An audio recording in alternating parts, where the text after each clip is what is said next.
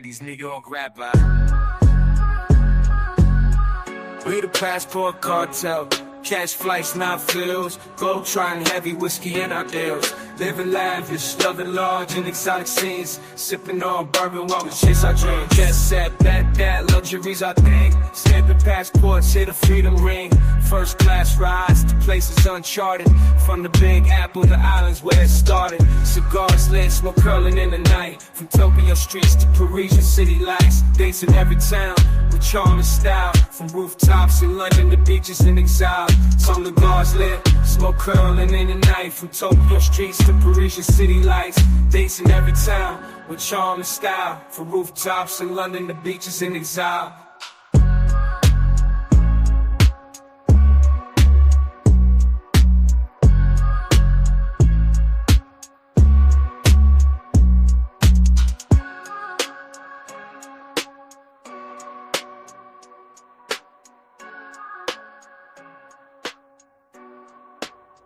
Yeah, we the passport cartel. Catch flights, not feels. Globe trotting heavy, whiskey in our deals. Living lavish, loving large and exotic scenes. Sipping on bourbon while we chase our dreams. Drinking whiskey neat, toasting to the skies. We raise our glasses, watching the world go by. Dating on the go, the best of every spot. In the passport cartel, we always hit the jackpot. Conversations deep under city lights. From sunset dinners to midnight flights. Cigars and camaraderie, bond is tight. On a world tour, everything feels right. But don't be fooled, the laughs we share. We're wolves in the skies with a fearless plan. Loyal to the pack, no matter where we move. In the passport cartel, trust runs low.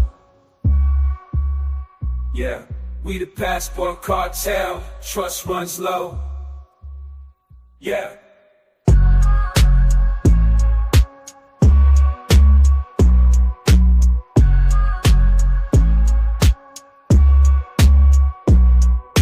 lone wolf's call, under a moonlit sky.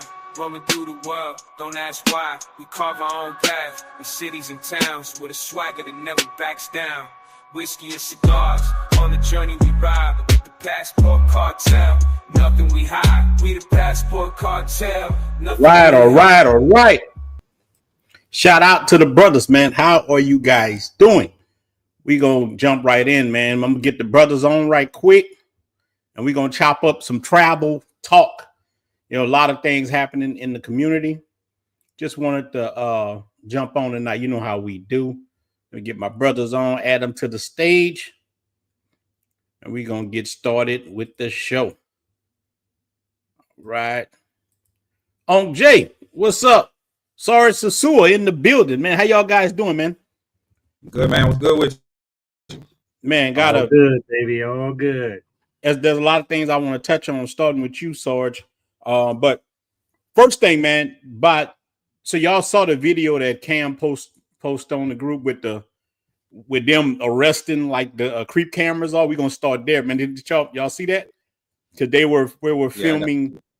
Yeah, so they were filming the red light districts in one of the countries. I think that's about to start happening all over. And I'm gonna tell you what actually happened to me leaving out of Santo Domingo, man, with the migration off. Talk to them, love my channel. They were like, hey, man, thank you, because you show a lot of the videos. You show, I show a lot of exclusive stuff. I don't show the ghetto, and I don't really show the women like that. But they watch these channels. Yeah, they watch the channel. I mean, like, I'm wondering why they called me the back. I'm thinking like maybe he got them keys or whatever. I got a shirt on say cartel. You know what I'm saying? So, so I'm looking at it like that. But now they like, man, we like the channel, whatnot.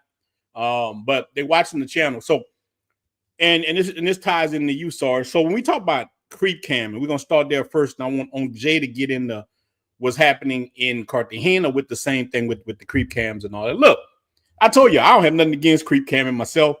I think it serves a purpose, but Sosua is transforming right now to something better. They want to, and like my brother-in-law told me, what they're trying to do, a lot of the money comes in. Now, this is what he's saying. It's not me. He's saying a lot of money comes in through real estate. They're selling villas. They're selling things. So, if you type in Sosua right now, you see the creep cam video is just the chicks in the tights, right? And that's not good marketing. You know, everybody tells me a long time ago, the chicks used to be jazzed up. So if you're gonna be out there selling them cookies, represent. They want you looking clean. They want you on. They want you with sexy dresses on. Have you heard this? Have you heard this, Sarge? Anything like this? Oh yeah, you know, I'm seeing it daily out here, brother. Like your mic breaking up a little bit. Can you hear me? Maybe Can you hear me back. We can hear you, but your mic breaking up for some reason. It might not. Unplug it and plug it back in. Yeah, give me a second. Yeah, that's the. Yeah, on Jay, it's some craziness. Yeah, definitely, it's crazy, man. It's yeah, go ahead. Yeah, we definitely got to do better with that. I think that the whole travel game is changing because of everything that's going on. You know, like we always knew this stuff was going on in these countries, but it was kind of taboo. You know what I'm saying? And they kind of kept it at a low. But now everything is just on blast, man. And like our president here in Colombia actually did an article about the same thing, and they're pretty much getting ready to kind of make it almost illegal, not illegal to do it, but to advertise it, you know, because you're defaming someone, you're hurting them as far as their family and other things, you know. And it's like we just got to start moving a little bit different. And I even noticed today, was this is it Alto or Alta? The guy that's the admin for your Alto? Yeah. He kind of made a post today about, you know, we got to basically quit posting mangoes because they starting to take this serious. And I was like, yeah, we got to protect Ronin. I mean, y'all know what happened to me and my group with the post of mangoes. You know what I'm saying? And the thing about it is that nobody knows for sure who's who. You got semi-pros, you got pros, but at the end of the day, I think the safest way to do it is don't post none at all. Even the guys that's posting, I found a wife or this and that. Brother, you just gonna get your heart broke, because if you really want to know the truth, man, somebody gonna stab you in the heart.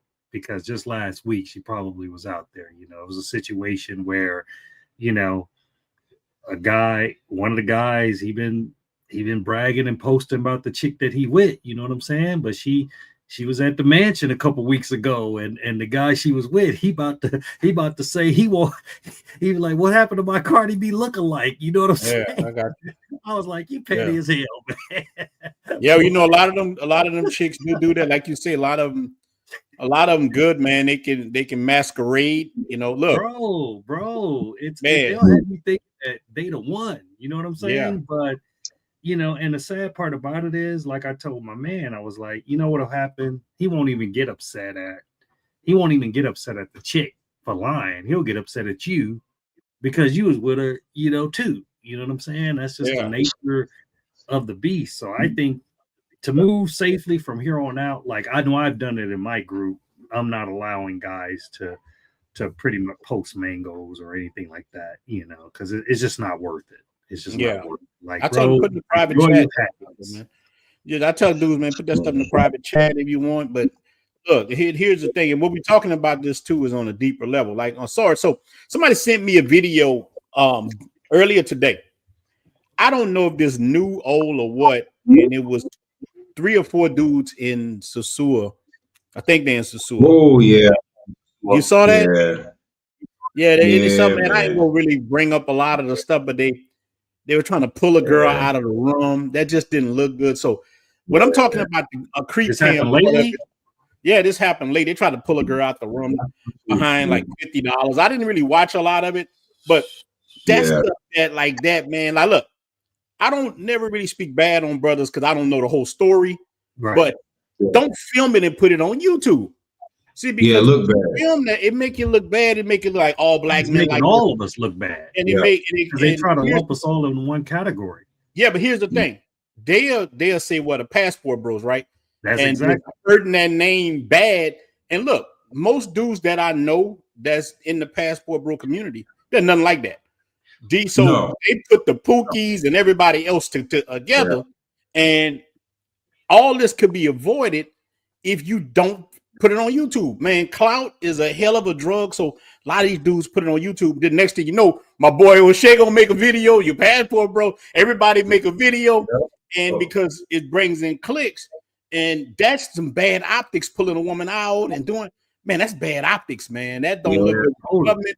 And then soon as some white dude or something say, man, it's black men doing that. Then now we mad. Now we want to fight.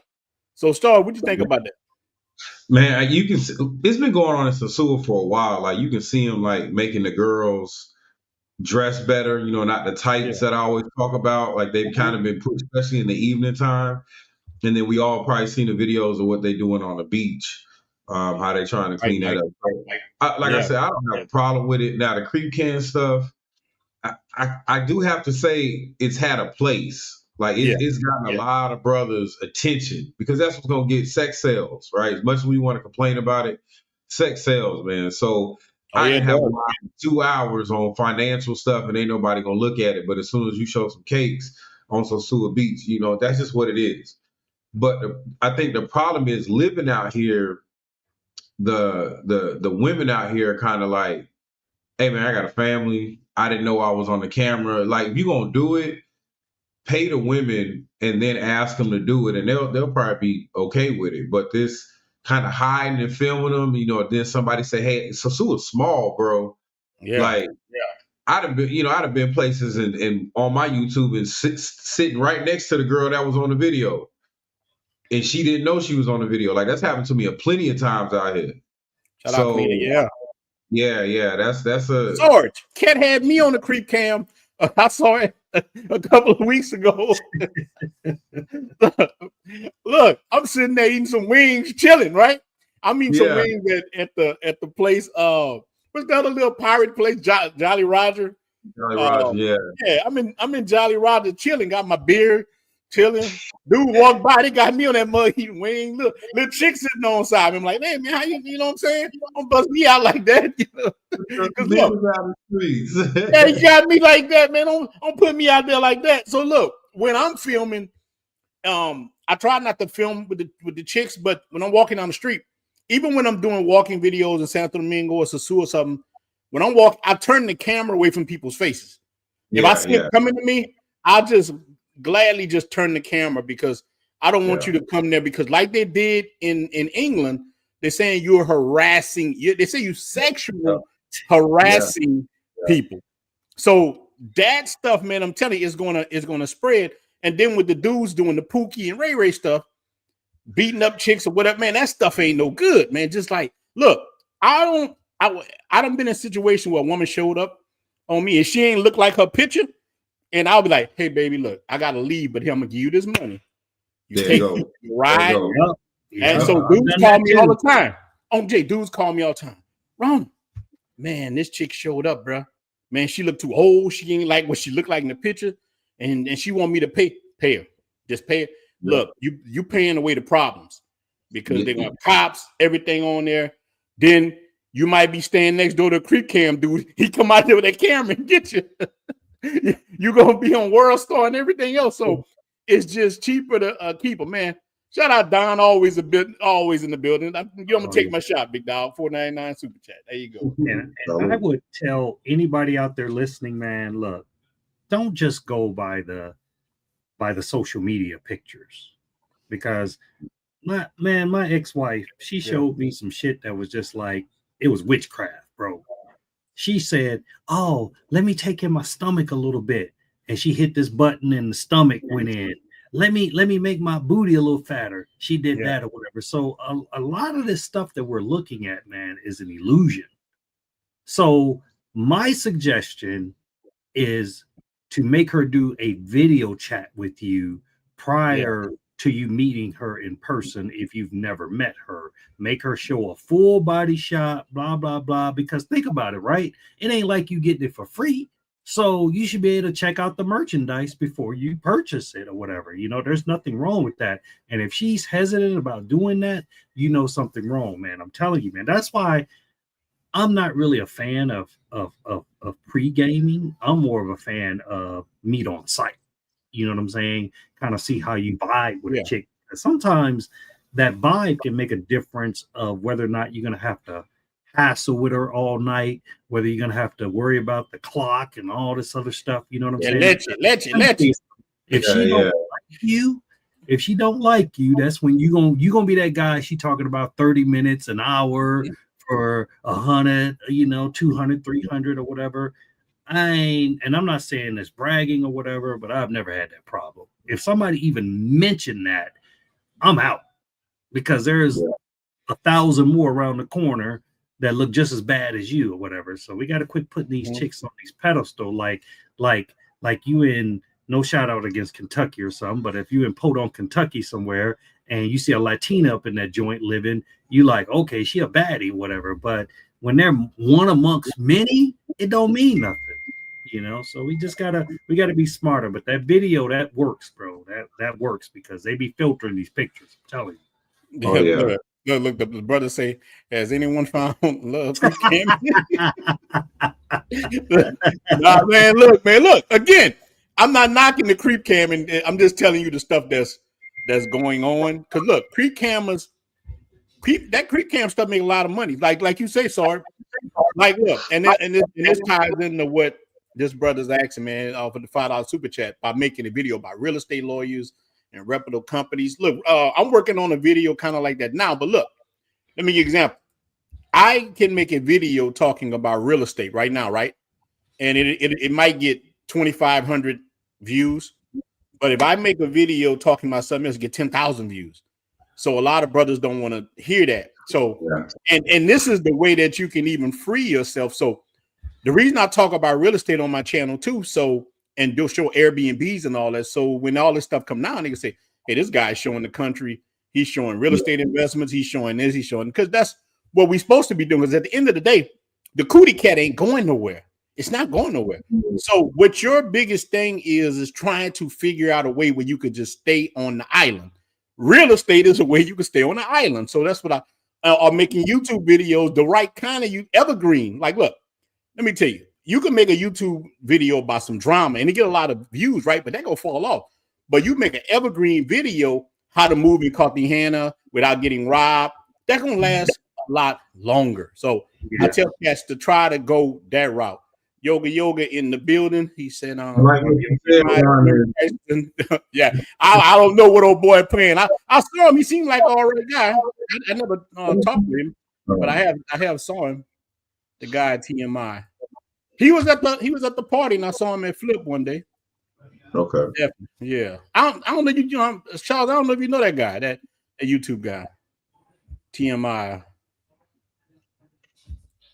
I don't know, but look, I will drop and let some brothers on, because I'm not planning on staying on too long. But telling you, man, so I don't want people to say, oh man, Ron hating on the creep cameras. Let the guy get there. I'm not saying that. I just don't want to be lumped in. You got YouTubers and you got creep cameras. And that's kind of the problem. Like, even when I kind of started doing this, is out here they just lump you into one. Like, it's just, just how they do Gringo, just how they do Expat, just how they do anything else. So if you say you have a YouTube page, like, their face will automatically frown up, and I almost got to show them, like, nah, that's not what I'm doing. Like, like that's not what I do. But like I said, I still think it has a place. I just hate that it's showing the country like that. And like Unc said, they're not going nowhere. We on the island. Most of them can't go nowhere. So they ain't going nowhere, big dog. Like, they can't go nowhere, bro. So no. Everybody got that picture of their phone. Everybody that ran across that out here. Yeah, the refrigerators, all of it. They ain't going nowhere. Look, Ron, I went to Jumbo today, bro. I almost had to run up out of there. And I had one with me. And I was like, okay, see, get what we need, let's go. Like, it's dangerous. Crazy, it's dangerous in there. Yeah, I mean, everywhere you go is dangerous. It's like danger. Block is hot everywhere. Real. Yeah, it's getting real, man. I think it's just like everything, man. We evolve over time, and I think it's time to evolve past that. Before it was like it was like a best kept secret. Then you had the secret of the Ray-Bans and the little cameras. Now they on top of all that stuff, bro. Oh yeah. So and it's not really worth it. I mean, think about it. I mean, you know, I'm sorry, but put out some watch-worthy content. And at the end of the day, I think that non-creep cam stuff is gonna last longer and it's gonna engage your audience more so than just that quick. I could go out here in Cartagena right now and probably make a video that'll get 500,000 views. Just tonight, I could walk around there with my little camera or whatever and get a bunch of views. But honestly, a lot of times those people don't sustain. Like, they're not like our crowd where they come and they watch us doing lives, because once you start that stuff, you got to keep producing it. Yes. You keep producing it, they eventually get on to who you are, especially if you live here. And most people that's creep cam, and they're not, I mean, some of them go country to country, but a lot of them cats be right there in the same country, and now they're starting to figure out who they are. So for me, man, it's just not worth it anymore. You know, I'd rather just put out decent stuff. Just like even with here, I got to be careful about, even with the Airbnb situation. Like, look, I have nothing to do with what you do inside your room. Keep that mess in your room. Brother, like, I don't run no brothel. Yeah, exactly. But see, if it's them owning the Airbnb, then it wouldn't be a problem.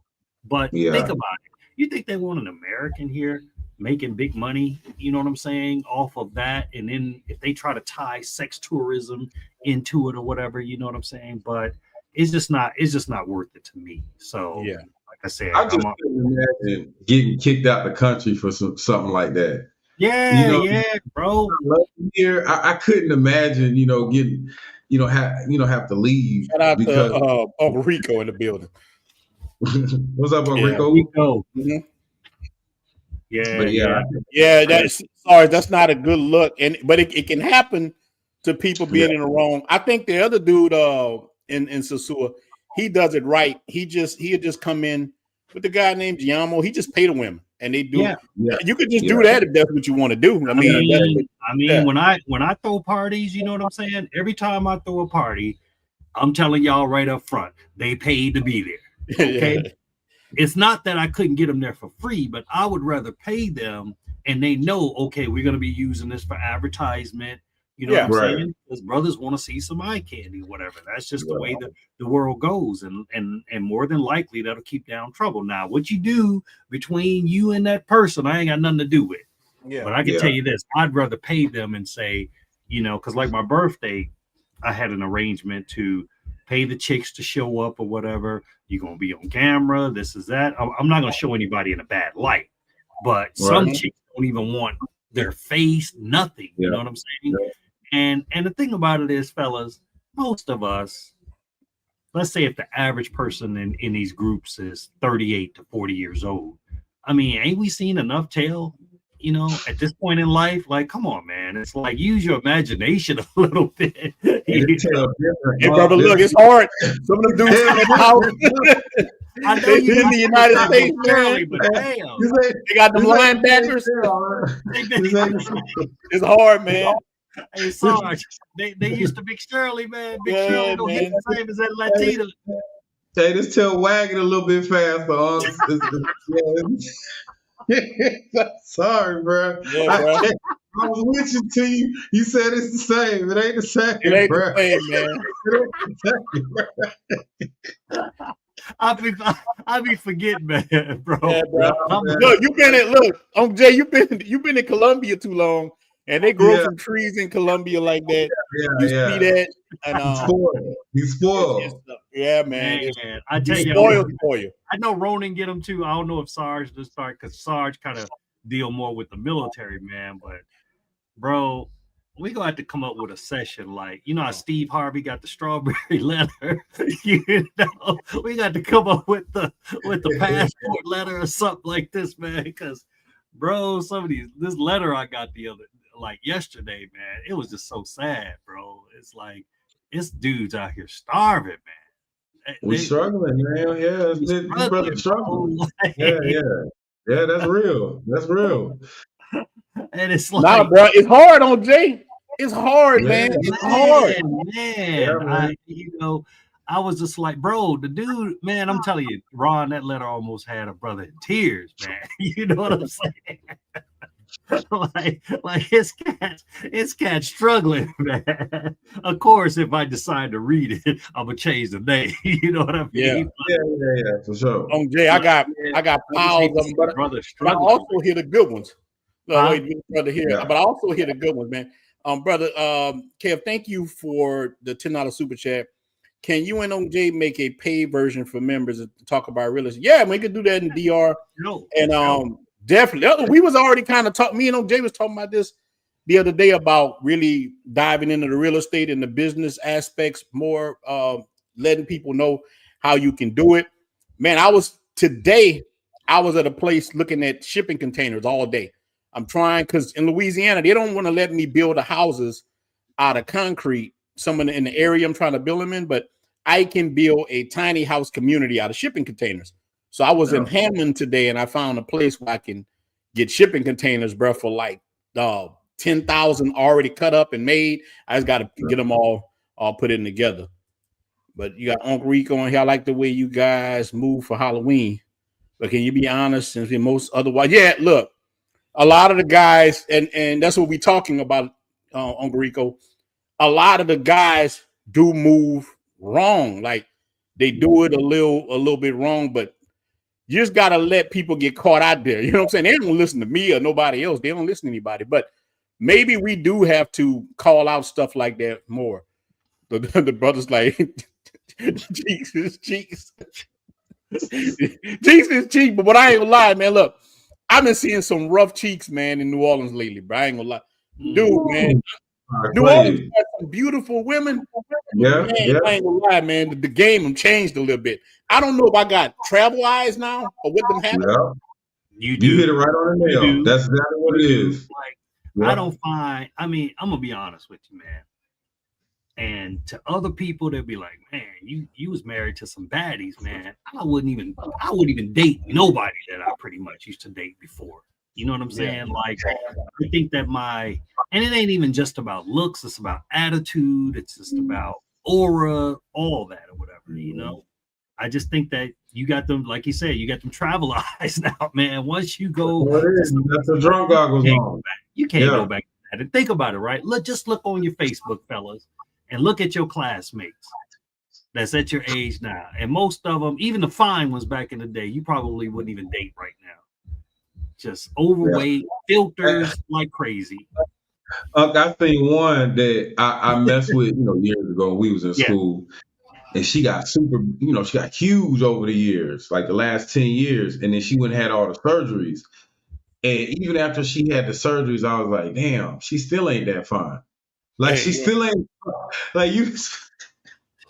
Like she's still a 2 out here, 3 out here. You know what I'm saying?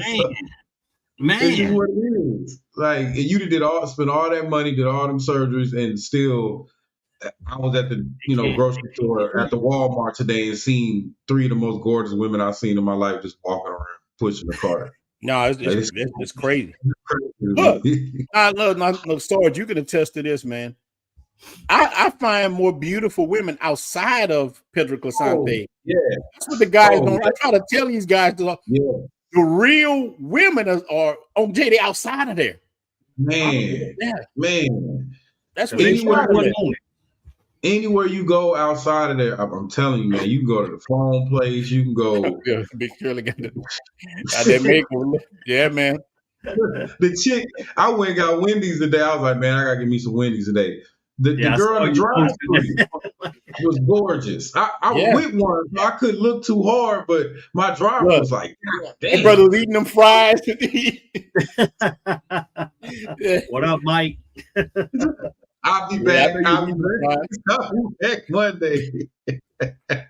No, it's not, but it's like that over there, man. You just find the baddest. Yeah. I can't wait to let these people move in this place and haul ass. But you know what? Even speaking on the food, the Wendy's over there tastes better, man. You go to Wendy's and stuff in the States, it don't taste the same. Man, I'm like that old lady. Where the beef at? You know what I'm saying? Meat all small on there. Man, I mean, man, it ain't hitting on nothing. Yeah, man. Look, I will drop the link. Look, I'll let 3 people get on. Don't curse though. Just try not to curse. Because last time we was on here, that mug went straight. That mug went straight yellow, man. I'll let a couple people get on because I don't want to stay on all night. But this is the thing with the chat, right? So, like, if you guys want us to do like other meaningful content, like I love real estate. Everybody knows I'm always talking about Airbnb, rental properties. Ronin does the same thing, and we love, and of course, me and Sarge, our heart is also with the veterans. So if it's like topics that you guys want to see us do or whatever, as long as you support it, we'll do it. You know what I'm saying? But let's show the travel community that we're more than just about clapping cheeks. Let's show the travel because it's like we say that we're about that, but then, you know, when that foolishness comes up and guys having sex on camera live and guys doing all this foolishness or whatever, you know, it's 1,000 people in the live and you can't even keep up with the damn chat or whatever. So it just seems like some people love drama, but we say we want to change the perception. Well, let's take some of this positive information and put it to use. Like, I don't think that I know it all. I'm sure Sarge and Ronin don't feel like that. We love the input from the chat because that's what it's all about, man. All of us giving out information, you know? Oh yeah, that's Cleaner, Uncle Rico. What's going on? Hey, how you gentlemen doing? Let me first. I promise to watch my mouth. Yeah, don't because y'all know I'm telling you, I know I'm the potty mouth, so I promise to watch my mouth. And I just wanted to take this time because I think I talked to Jay on Ryan's channel since, but I haven't been back over here since the last time I was here. And I watched you guys, you Sarge, you Ronin, Jay. I know you was up in Sosua. Looked like you guys had a great time. I was living vicariously through you guys, through what you guys showed. So that's what I really wanted to come up to say that, hey, you gentlemen showed how it's supposed to be done. Man, appreciate that. Right. But unfortunately, y'all was 10% and the other 90% was. and I only came up here to defend myself because the last time I was up here, I got beat to death. And I wanted to explain that when I said the things I said last time, it's because the perspective that, as I said, people on the outside that have never been, they gather that through the content that's pushed out. I love what you guys did, but it gets buried underneath all of the other nonsense. And we saw what came out of that weekend. That weekend was bad. Not you guys at all. But I'm watching guys smoking weed, whatever, and we all know what we saw. So when I say when people take and have a bad narrative about a place that they haven't been, that narrative is formed by the people who have been there. And I know you guys are trying to put out the positive, but you're never going to get in front of all the negative. You just can't. It's just I hate that for Sosua and the people that live there, but I'm glad to hear about what's happening with the beach. I think it's needed. Oh, they're going to change it, man. They're trying to make it like where you live at. They're trying to make it like where you got a house in Punta Cana. Yep. They're going in that direction. So they definitely. I think so. Yeah. And I think Puerto Rico is happening here in Cartagena. Like all the nonsense is getting pushed out, you know, to basically we call it the burbs, but it's like it's away from central. And I think that's the thing. I think I should be able to go to any city in any of these Latin countries and bring my family or bring the fellas. You know what I'm saying? Everything don't have to be out in the open for everybody. In your face, yes. And that's the thing is I think that when it is in a better space, it still will be available for Black men to be able to travel because it still won't be what Punta Cana is not too expensive for Black Americans. It's too expensive for Pookies, right? And that's a good thing for me because I'm like, I don't want you there. Yeah, it's too expensive and too highbrow for the people that Pookie you got really money don't too. want. Pookie That's got all. money too. Don't get it twisted on. Well, I'm not saying they don't. No, look, I'm not saying they don't have money. I'm telling you, they're not going to tolerate down there what they tolerate there. And I think Sosua is going to stop it. I think once they change the culture of Sosua, because that's waterfront property. Waterfront property anywhere in the world is highbrow and expensive. I'm surprised they waited that long because it's a beautiful beach. It's a beautiful beach. I wish I had the money. But I just wanted to say that you guys, you gentlemen that I saw, you Sarge, Jay, Ronan, you made brothers look good, but you guys were just a small sample size of all the other mess. And unfortunately, we can't filter out the other stuff. But other than that, kudos to you guys. I like what I saw. It looked like you guys had a good time. Appreciate y'all.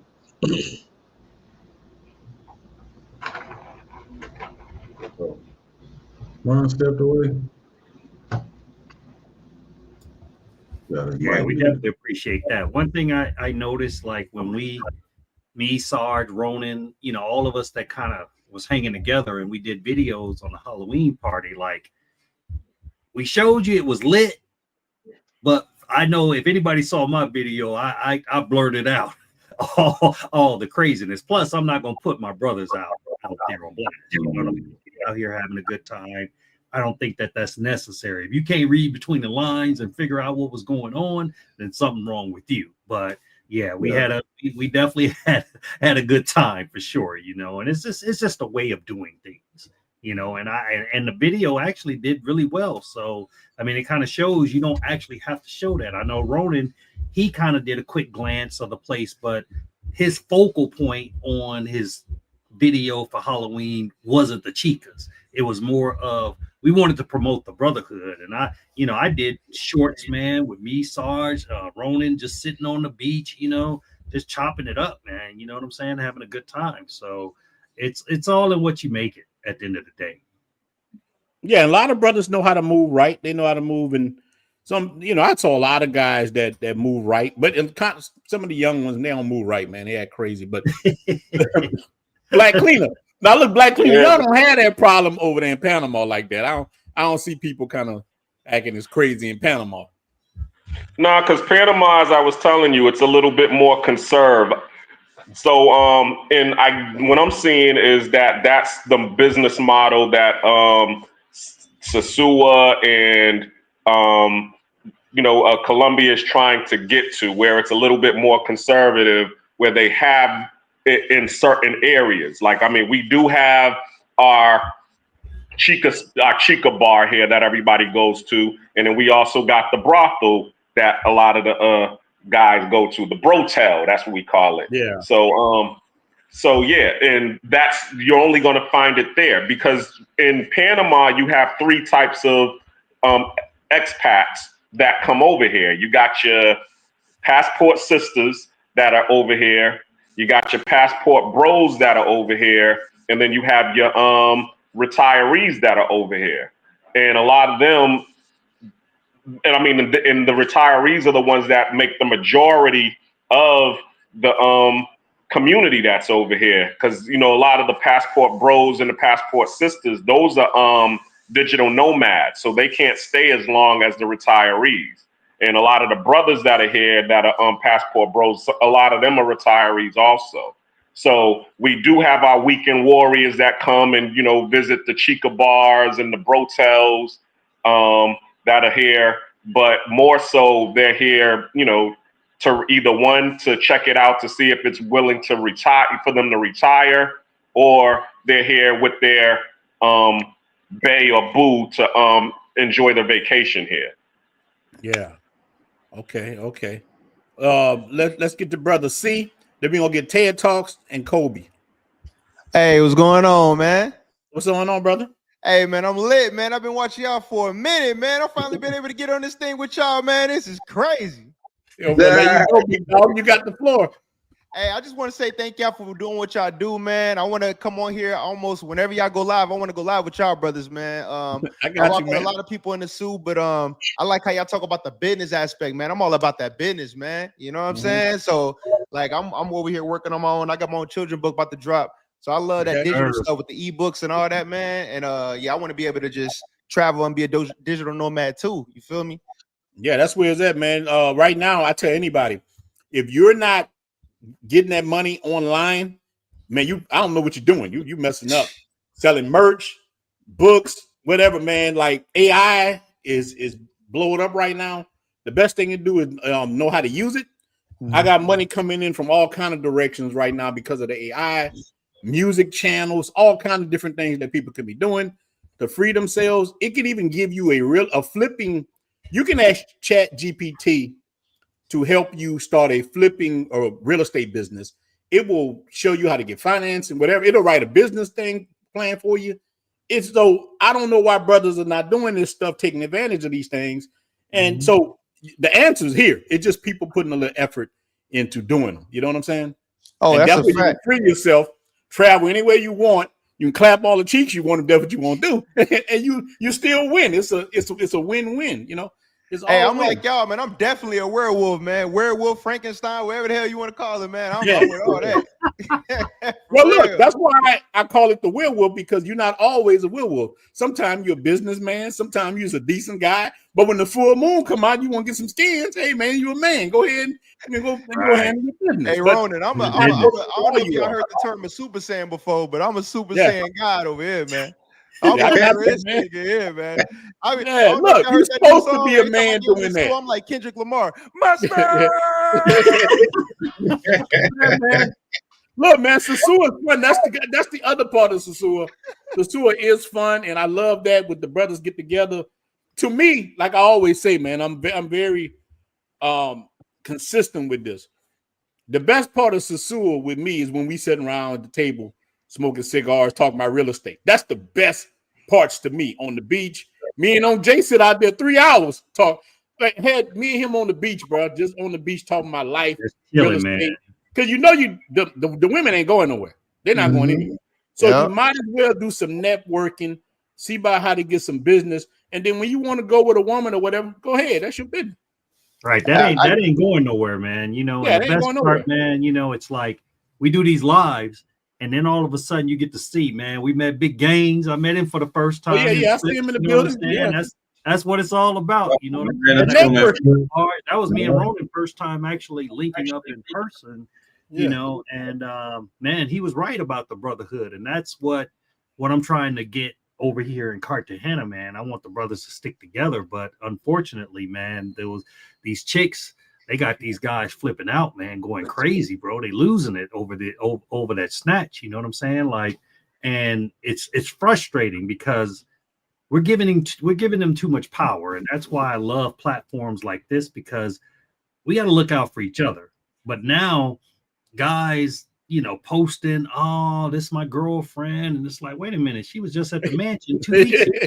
You know what I'm saying? She was just at the mansion 2 weeks ago, but they don't want to hear the truth, you know, at the end of the day. And quit getting mad at the fellas for putting them on blast. Let me tell you something. I don't care. I know in Cartagena they have them. I don't know about the Dominican Republic, but they got their own WhatsApp groups. They share information. They do. Sosua got a big one. The big ballers are who be dropping 300, 400, 500 for an hour or whatever. I'm telling you, I've seen it from my own eyes. So you guys got to quit. The number one thing I hate on these on like Facebook was the cat facts on it. Man, look, what does it matter? You just there for the weekend. Enjoy your time. We done been right beside a dude that's showing me a picture of some chick that I know my boy just went crazy on it. But I'm not gonna say nothing. That ain't my business. But quit posting these chicks thinking that they're regular chicks. You just been in town for 2 hours. Hey, Jay, can I add to that? Yes, sir. I know you guys talk a lot about like the pookies and all that type of stuff, and I want to give a prime example for myself. You know what I'm saying? Like, I got my own business. I work for myself full time, and I was supposed to go out there for Halloween to all my homies at the Willies and stuff. Man, shout out to the Willies. That's my homies, right? With Ice City and them. So I was supposed to go out there, But I said, yo, look, my money is not the way that I want it to be right now. I had a whole bunch of stuff I had to take care of. I got shows I got to do. I got employees to take care of. So I said, you know what? I'm not going to go. I could have spent the bread, Right. but I would have came back home to a world of trouble, right? So I'm like, a lot of guys, man, some young guys out here that's moving properly. And any guys that's watching, man, please don't go out there without your funds right, man, because you'll be in for a world of trouble. Shout out to Teddy Talks too, man. I watch your stuff too, my guy. But Yeah, it's a lot of brothers definitely giving got great next on the floor. information, man. Yeah. It's a lot of guys giving great information out here, man. Definitely get your paper right, man. Because sure. Yeah. right, just today, this is no bullshit. Probably 3 hours ago, I had a guy asking me. He said, "Man, I need an emergency spot for 3 days." And I was like, "What are you talking about?" He Rush was like, card. Yeah, well, we talked about the rush call last time. Nah, this a different guy, but I sent him to the same spot I sent Rush Card to. You know, $8 a night. But basically, he helped the chick get an apartment. He come down here thinking he gonna move in with her or whatever, and he go through the phone and like the WhatsApp is just full of craziness. You know what craziness goes on in that WhatsApp. And I'm like, why would you send all your money? He was like, man, I ain't got but 1,000, like million pesos left, which is like $300 here, if that. And I'm like, bro, okay, going over to the hostel, man. Lesson learned, bro. Quit trusting these chicks, man. Quit trusting these chicks, bro. Yeah, man. I mean, it's crazy, man. I don't understand it. You don't even know these women. I mean, I know they look good. You know what I'm saying? Like I said, guy just posted up. Oh man, and I'm not.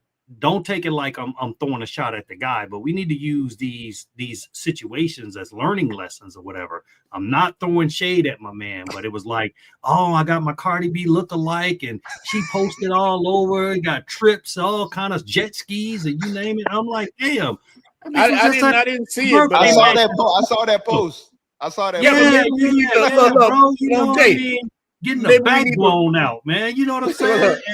And maybe we need to reach out to that brother, man. We might have to reach out to him, bro, man. Treat her right. Treat her right, man. What the hell y'all talking about? Treat her right. Yeah, man. Look, we might have to reach out to that brother, man.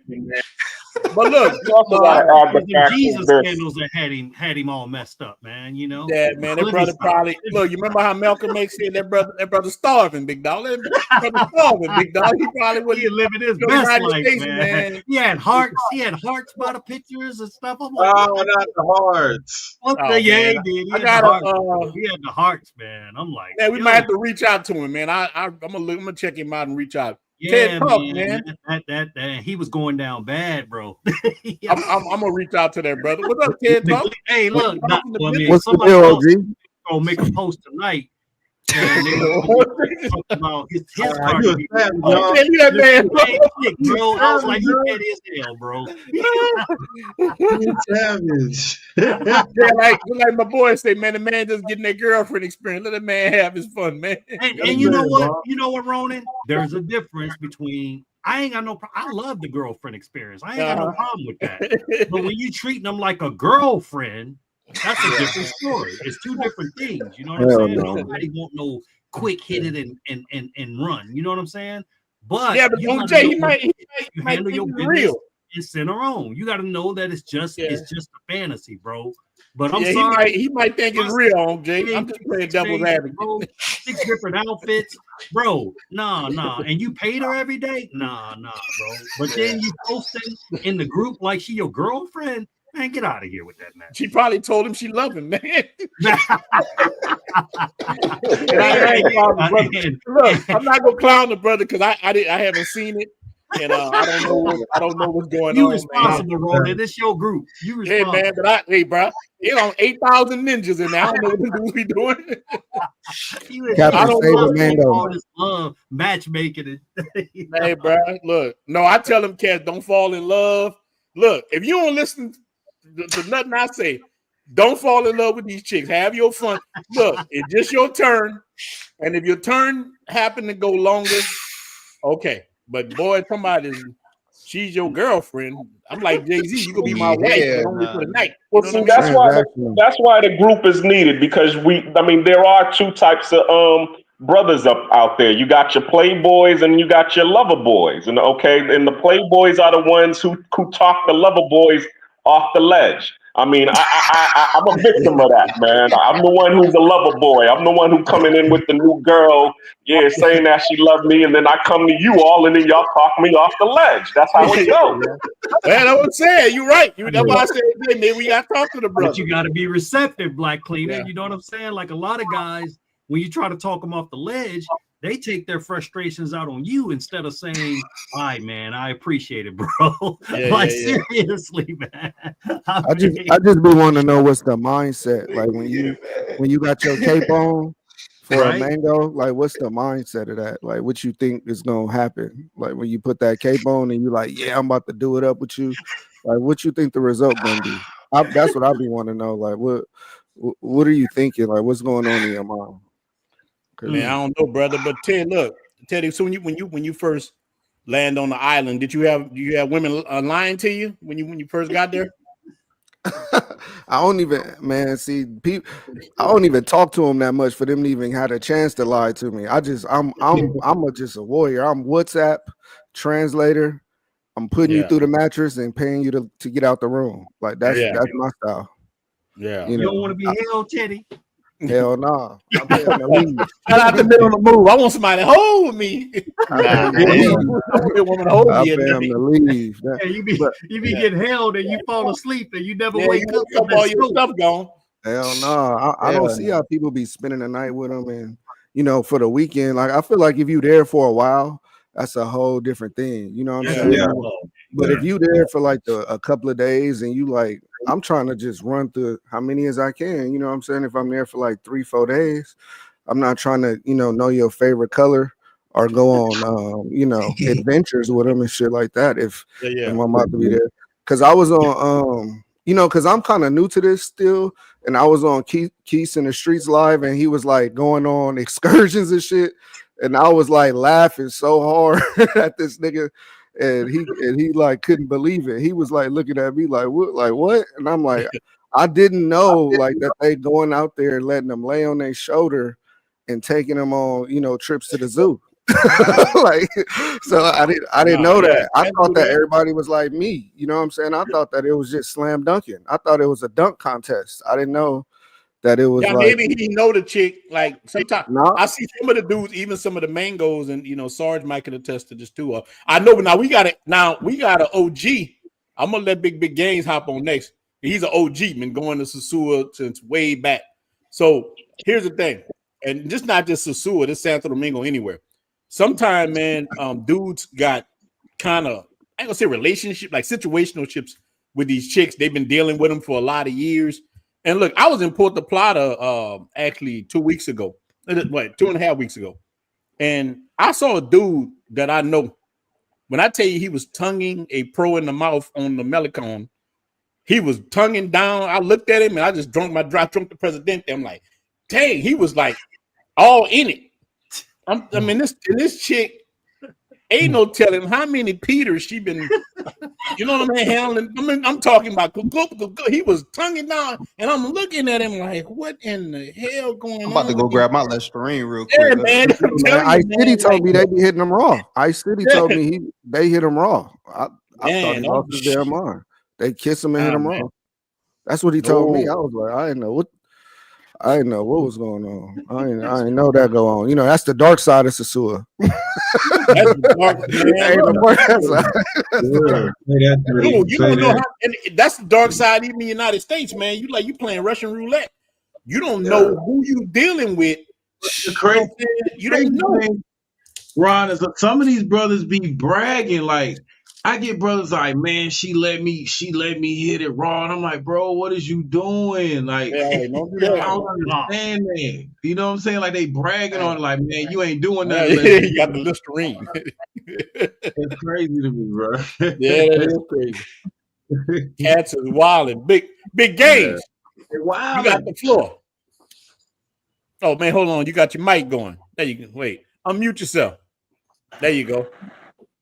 I said I'm in Medellin right now. Okay. All right. Yeah. And actually, I just seen that. Oh. We outside by one of the bars, and dude kissed one of the chicks in the mouth.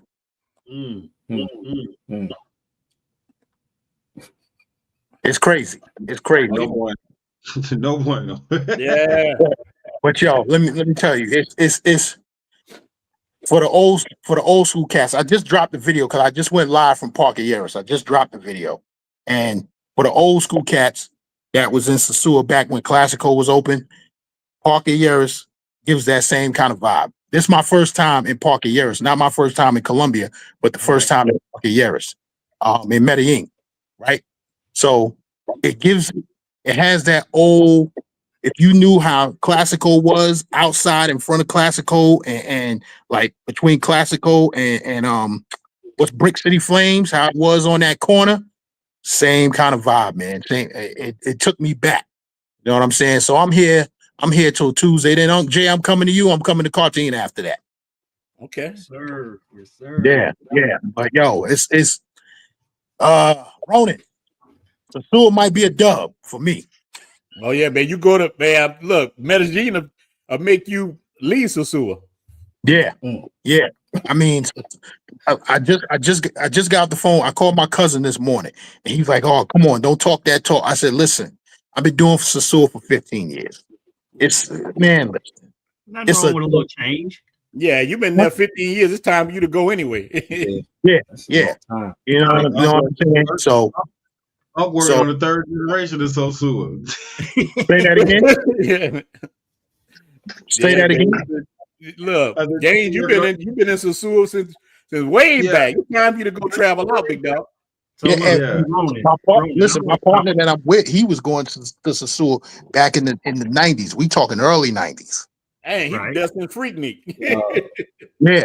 Yeah. When we were going to Freaknik, he was going to Sosua. Yeah, he was going to the real Freaknik. So playing devil's advocate, right? I got a question for the chat and the panel. Like, so we're talking about the guys kissing on the mangoes and stuff like that or whatever. I mean, is it really any different than kissing these regular chicks in the US? I mean, that's what I said. I mean, I'm gonna keep look, let's keep it a buck now. Most of the chicks in the US, they use condoms, they giving oral sex with condoms, and I'm just playing devil's advocate now, but we out there kissing, we raw dogging, we doing everything. You know what I'm saying? I can say this now. Wait, somebody say, hold on, Jay. I want you to answer this. But first, I'm gonna say this is for Big Game. Say don't get scoped. Big Game's been doing this too long to get. Big Game. That brother know how to handle business. Okay, they say it's different. It's different than the chick United States. I don't think it's different, but it's different. What's different? Rico. Look, Rico, I know I done been wrong. I dropped you off. In the United States. I got my boy been waiting a while. Then we're gonna rotate. You can hop back on. Okay. I'm gonna let my boy Paul hop on now. I know he been waiting. Then we'll rotate out. But look, like finish your part on Jay. But somebody like Big Games, he been doing it a long time, big dog. Big Game know how to move over there. And you'll get backdoored in the US. No, man. I'm just trying to keep it 100. I mean, like look at boy say they are. Yeah, they definitely do. I mean, I just think it's a false sense of security when we say regular chick versus the other chicks or whatever. Nah, I ain't gonna say I'm gonna marry no chick that's out here selling or whatever.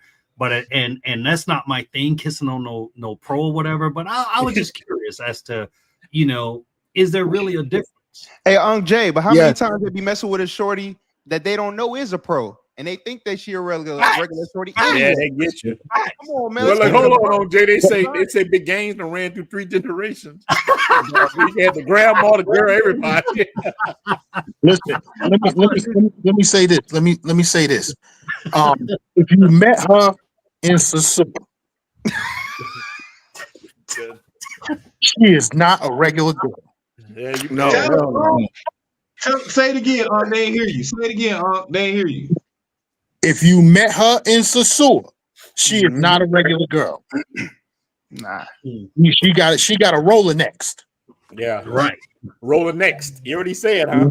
Rolling next. Yeah. That WhatsApp is I thick. agree. That Rolling probably one of them mangoes WhatsApp. With an eye. the reason Yeah. I say this is because 99% of y'all go to the same places in Cartagena where the working chicks, like, I can't say the same statement because Cartagena is bigger than Sosua, but 99.9 of y'all, when y'all say, oh, I met a regular chick, bro, you met her at the brothel. Right. And you talking about she a regular chick. Don't come to me with that. You know what I'm saying? Yeah. Like, you can't convince me that that's a regular chick, but you only been to Androgeno, Delirium, and Hollywood Beach. Now, if you say you met her in the barrio or something, you know, like Kobe met a regular one, you know, and hell, she turned out to be a beggar. You know what I'm saying? It's like either they here, man, it seems like it's two things. Either three. Either they're pros, semi-pros, or chronic beggars. And Kobe can talk. Kobe, you got next, then I'll let Paul get on. Look, man, we got 149 in the building, man. Make sure you hit like and subscribe to all these brothers' channels, man. All y'all brothers, man, make sure y'all put your channels in the in the link, man. Let everybody know what your channels are. Some of them are in the description, the ones I know was get on, but always whenever you come over here, man, you can support your channel. But Kobe, man, so you thought you had you got 150, man. Y'all hit the like button. Kobe, you thought you had a forever something or what? Oh man, yeah, I thought I had a regular one, man. Until she asked me for an iPhone after the second date, right? Damn. Yeah, iPhone Pro Max too. Very specific. Damn. Yeah, my boy, wait, I got him in here somewhere. That's 6 months salary here in Cartagena. Yeah, God, I need to say it again. I told iPhone Pro Max. Man. Yeah. I don't know what's going on with this. I had another. But give the brothers a little bit of the story so they don't happen to them. Give them what happened. Let the brothers know the story a little bit, man. You got to dive in a little bit. So she's the cousin of my Colombian homeboy, right? He's one of the tour guides. I knew her about a few months ago, but I never like hung out with her, right? So I finally got to hang out with her about a month ago when I went. We went on a couple dates, and she seemed normal. I went to her house. She cooked for me in front of her mom, her grandma, and everything was cool.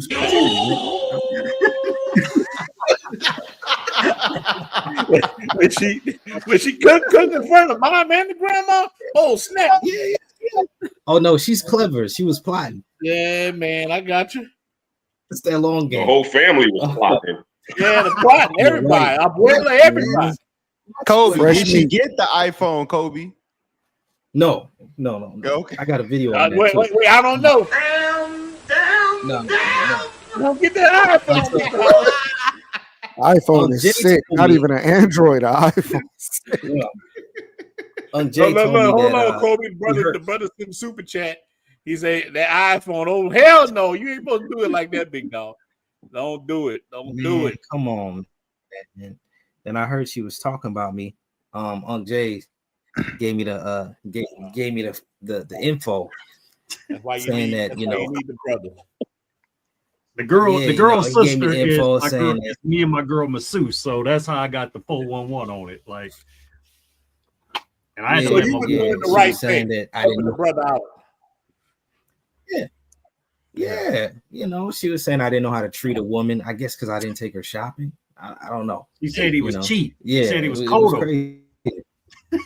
Yeah. Oh, Kobe, I saw you did a video. Kobe, did you do a video about this? Yeah, he did. I saw that video, man. I saw put that it last video, week. Man. I read the text messages and everything. Then I confronted her on it because I came to Cartagena again 2 weeks ago, and I didn't hit her up. She watched my stories and she was like, "Oh, you come to my country and you don't hit me up?" And I said, "I heard you were talking about me." And then we get into it, and she tries to give me advice, life advice, talking about, "Oh, by your age, you should know how to treat a woman. One day you're going to get your life together." And I'm like, "You're 21. What are you talking about?" You know what I'm saying? 21, man. I'm saying, I know your cousin got 8 kids, but damn, you know what I'm saying? but no, Man. yeah, Yeah, man, that's crazy. I get it. You know, I took her out to So now you try to do the right thing, and then it's still, they still want to beg and don't appreciate you. I took her out to some nice restaurants. Maybe I should have just paid her. Yeah, you you should have told her like, hey, maybe I should. I gotta play it for you. I mean, that's how this stuff go, man. A lot of these chicks, they want to get what they can get out of you, man. Look, man, Kobe, bro, you learned to look. It's all lessons and blessings at the end of the day. Hey, I got a question for you, Ronin, real quick. All right, go ahead. All right, so when now like that you do these videos and like people know who you are, like how is it getting at chicas like in the DR, because they know you, like they know you do the videos. So is it different before? Was it different before they knew you than now? Well, some of the chicks have watched my videos. They see how I move. I don't really show them. So I'm cool with, look, I ride the bus with a lot of them. So I know a lot of them personally. I ride the bus from Santo Domingo to Sosua all the time. I call it the chilling circuit. I ride chilling circuit all the time. So I know a lot of girls. Look, we pick them up in La Vega, all the little towns we pick them up in, and I know them. And look, most of the girls, people don't realize a lot of chicks, they from Santo Domingo. I know a lot of the chicks. So I'm cool with a lot of them. I tell, look, I ain't gonna put you out there like that. I don't roll like that. You know what I'm saying? And so I don't really have any problems like that, because I make video. You watch my video, I might put a woman on thumbnail, but it's me walking around, and that's why I do it like that, because I know the government sooner or later was gonna flip it on everybody. Once they try to clean up, look, man, men gonna always be the fall guy. Like you look at way back in the day when like prostitution game, pimps and stuff, they started flipping it on the dudes, start locking them up, saying, hey, man, you bringing women over the state line, especially if they're a white chick or whatever, they get locked up forever. So I know when you travel these other countries, you start showing it in bad light, even though they've been doing this shit since 1940s. Like old boys say, they say Big Game's been knocking down the grandmothers and stuff. So once you start showing this stuff, they looking for a fall guy. They're gonna say, well, hey man, he the one showing it. He the one make doing an example. And make an example out of him. You're right on, Jay. So that's why I kind of try to move a little different. So if the powers that be come to me, I say, hey, watch my video. Oh, we see your video. You walking around the mall, you walking on the beach. You're not showing, you're not showing the women in the tights or whatever. Okay, there we go. Well, can I leave? You know what I'm saying? Hey, Ronin, that's why when I went live earlier, I did it earlier in the daytime. Mm-hmm. Not too many women was outside. It was just to walk around to show people the parking areas, the restaurants, the bars and stuff over there. You know what I'm saying? There was a couple chicks out there, and I'm like, yo, I got the camera on. You know what I'm saying? Yeah. So I did it earlier because when I go back outside, I'm not bringing that camera outside, because when we go back out, it's going to be flooded. Actually, I jumped on the live because we came inside for a few minutes. We going back out in a little while. But I'm not bringing that. If somebody walk by you filming, look, I looked at this. It's not against the law for you to be like walking down the street and women walk by. It's not against the law. But like that video that me and OJ and Keith was talking about earlier, in Europe, they starting to arrest creep cameras, right? And one of the guys showed it to us. It was, man, they went in this man's house. So he was filming in the red light district, and the women was saying he was invading their privacy, and they was trying to call, like, I ain't gonna say the R word, graping, that he was sexually harassing them and doing it. They went to his house and he got years, and other countries gonna follow suit. So all I'm telling guys is, but even in that video, they say if you're walking around filming, that's not against the law. If the women if it just happened to walk past you. But if you're going in the area where that, and that's all you're doing, if all your videos is walking up and down Pedro Casante, then you're intentionally doing it. If you go to wherever you're in Venezuela, around the clock tower, in Cartagena, wherever you at, and you're just staying there, walking around doing it, then you're doing that. And this guy who they got, he had millions. You heard what he said, Keith? Millions of views on YouTube, millions and millions and millions. They brought him straight to jail. They're trying to get this man like 20-something years for that. I'm like, what the hell? So, YouTube? It ain't worth it, man. Hey, listen, Jay came in to Medellin yesterday. You know what they was doing when I was on the custom line? I was watching people. Customs is going through people's phones. Yeah. It's real. Yeah. That's why when I come there, I'm bringing my W phone with. They Yeah, gonna have look man. when they open my phone up, they're gonna have sheep jumping over. I use that to go to sleep, big dog. I'm not going. I'm bringing my iPhone 1 over there. They can grab that one all they want. They check your phones like they telling you to unlock your phone and they want to see your videos like that. Yeah, in Medellin They there. tell you to unlock the phone and then give it to them, and then they go through the phone. Hey, that's why that hidden folder, man. Keep that hidden folder. Say that again. Keep that hidden folder. That's where they going. That's where they got an iPhone too. They know what their hidden folder is. I don't want to open mine up. Look, it's your birthday, baby. Bum, bum, bum, bum, bum. And if you don't want to open up the phone and show it to them, they're turning your behind right back around and sending you home. See, this is the game. Big game. This is the game. Brothers, you're going, clean your phone up in Medellin. Clean your phone up. Clean your phone up, man. Look, OJ, this question is for you from Uncle Rico. He said, OJ, the major differences in STD rates are significantly lower in the U.S. And preventable. Wait, y'all don't think it's preventable in the U.S.? I know it depends on where you at.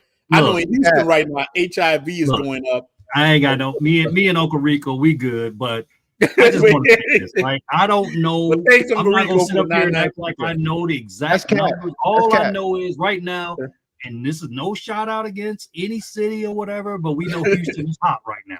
Houston is hot. I know Houston hot. You know, we know Atlanta hot. I'm in Atlanta, man. A lot of freaking places in the United States are hot. New Orleans hot, OJ. STDs. And some of these cities are bigger than Dominican Republic or Cartagena or whatever, you know what I'm saying? So, I mean, all I'm saying is that without getting into specific numbers, we have a false sense of security trying to say like these regular chicks. I'm just gonna keep it 100. I ain't never been burnt by a prostitute, but I sure been burnt by a regular chick before back in my young days. Yeah, why drip. Yeah, but look, y'all like this brother said, Gucci third leg is in Medellin. Where he laying? You know, third leg come and burn some stuff up. Allegedly, look, let's say allegedly. I don't want them to try to sue me out my $300 I got in the bank. What'd you say, Gaines? Yeah, they saying he out here now. Oh, Jay, I don't know because a couple people saying he's not in Medellin, he's in Cartagena. But he's in one of these cities. He's in the country right now. But he ain't the only one spreading stuff around. Like I said, we got guys right there in the United States that's going both ways. They're going with men, they're going with women, this down low crap or whatever. So all I'm saying is you need to be careful no matter who you with. But I just don't like saying like automatically it's like, oh man, you're better than this guy because he kissing all over this girl he met in the club, but she unscrewed about 5 or 6 guys raw dogging all week. This girl probably used condoms all week because that's her business. You know what I'm saying? Yeah. I'm not to me, neither one of them is safe.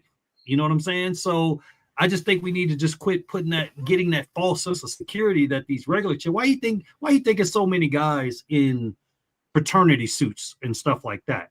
Oh yeah. If these girls wasn't out here raw dogging, it wouldn't be no such thing as a paternity suit. If you think about it, it's just I don't understand why they make it seem like kissing a pro, man. Everybody make it seem like America. Yeah, hold on, Miguel. I'm gonna let you on in a second. Everybody make it seem like the stuff in America is so bad. And it's like when you talk about what people do, like Vegas, for instance. What happens in Vegas stays in Vegas, right? And it goes down in Vegas. Y'all didn't see how it is off of Figueroa Street and all this stuff. Like they big time. Like they don't do it out here in the U.S. It's like you crazy, man. If you look at the nurses, Walmart cashiers, all that, man, it goes down in the U.S., man. It may not be with that title, but it go down out here in the U.S., man. It goes. Be careful with all of them. Yeah, man. Yeah, don't trust them. Look, a dude just asked me to make a video, man. Can you trust? Don't trust none of them. But look, hey, see, I'm gonna let Rico, everybody ain't getting tested. Yeah, everybody not going and getting tested. That's the problem. Jay, I'm gonna answer this for you with this right here. But look, see, let me drop you off and let my boy Miguel get on. And then maybe I'll rotate you back on right I'm going to be back every live, man. Don't worry about it. We're glad to have you, brother. They're glad to have you. Then we're going to let Paul hop on right quick. and then we gonna let Miguel hop in the building. All right, see, Miguel, you in here, but let me let Paul go first. Then you go, Miguel. Miguel, what you? Wait, hold on, Paul. Miguel, all dressed. What you doing, Miguel? Freaky ass nigga, you a 69 god. I know you cutting up. I already know. Already know you're cutting up, man. I already know, man. But let me let Paul have the floor right quick, man. I gotta make a phone call, man. Y'all rotate. I gotta make a phone call right quick. All right, fella. Hey guys, how's everybody doing out there? Can y'all hear me all right? Yeah. What's up, bro? Yeah, you good? Hey, what's going on? Yeah, I guess with the conversation, I wanted to say for Kobe over here next to me that hey man, with these girls out here, man, if you ain't got endless pockets that never stops, they gonna call you cheap, bro. They gonna call you cheap, so it ain't even nothing, you know. Anytime you say no, you're cheap. Anytime you say no, you're cheap. As far as like the STDs and all that stuff in America, Unc Jay's got it right as far as I'm concerned. Like it says right below my name. What does it say right there? It says herpes ain't that bad. You know, you just gotta get used to it, brother. You just gotta get used to it, man. You can come in here all dirty. It just is what it is. If you're messing with these hoes out here, it is what it is, man. You got to get yourself checked out. You got to have you like one of them rewards programs over there at the Walgreens. You know, just in and out all the time. Hit your urgent care. Make sure your ding-a-ling ain't gonna fall off, and you go on to the next one. That's all you could do. You know, as far as like you know, hoes versus good ones or whatever, 304s versus good ones, man. Especially in the U.S., bro. Unless you a Mormon or Amish or something like that, man, they all got an OnlyFans in the back. They got a Snapchat that disappears their conversations. You know what I mean? They're on that Seeking app. You know, they all in their WhatsApp. You know, it is what it is. You know, a lot of them will tell you they're a good one, but they're hiding a dark past. You know, it is what it is. For me, I have more respect and appreciation for the ones that's just business up front and they don't lie to you and they're honest with you and they tell you what it is. You know, it's this long for this amount of time. And you can get used to them, get to know them, and you can form somewhat of a relationship with some of them. And at least you know they're not going to backdoor you, you know. But I mean, even with them, you just never know. It is what it is. You know, so that's all I have to say about that as far as like hoes versus good ones. And the other thing is, especially in the US now, I mean, you used to could say, well, if you're meeting your girl at the club, what do you expect? You know, she coming out falling drunk, you know, you take her right home and get your business on. Well, like that's going to be a wife for you. Forget about it. And then you know, they'll say, well, go meet her at the church, right? Or go meet her in the small towns. It ain't like that no more, man. It ain't like that no more. You're With right, internet, Paul. Instagram, and everything else, man. It's just to meet a good one, bro. You gotta go like I don't know to the jungles of like the Amazon, where they look like they fell out of National Geographic video, or I don't know. I don't know where you gotta go. Say that again, Paul. Paul, say that again. I said you got to get them where like they're in the Amazon jungle that they fell out the.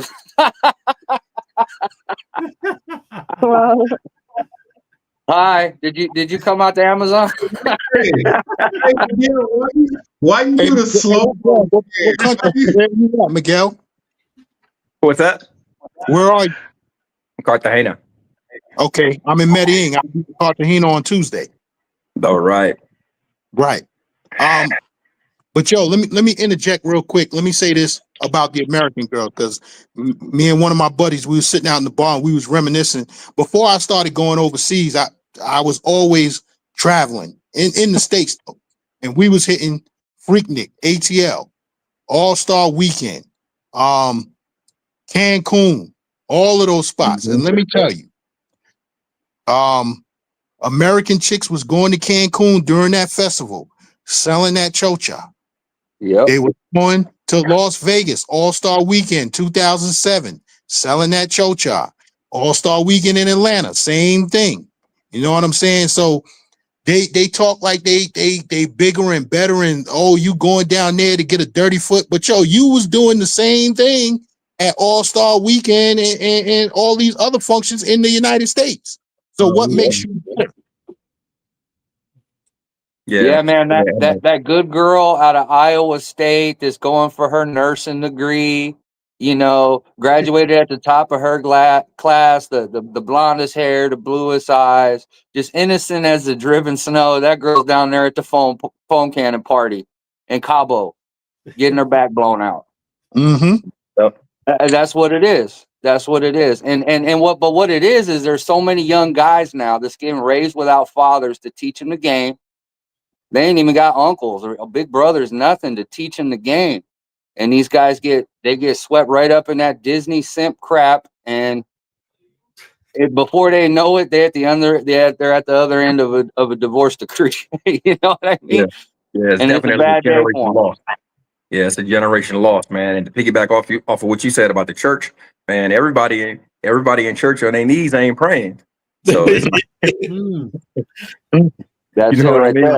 So, That's too real for him. No matter what you have, if you have Hey, Miguel, these deacons and preachers up in there is blowing all half of them out in the damn church with a wife. Hey, with a wife. There's a video circulating around the internet right now. The two girls, they run up to the camera. They say, y'all going to the club? We going to the church. And then it flashes to the preacher. The preacher says, listen, I would tell y'all to get a good church girl, but there's so many holes up in this church right now. Yeah, man. Yeah. Mm-hmm. It's absolutely that went true. viral. And for real, if I was still on my let's just say if I was still on my craziness, it's no better place. It's no better place to pimp at than from the pulpit. I would open up to that. Yeah, them deacons definitely cheek clapping. The bad thing, a lot of deacons in there clapping each other. That's the bad thing in a lot of these churches. That's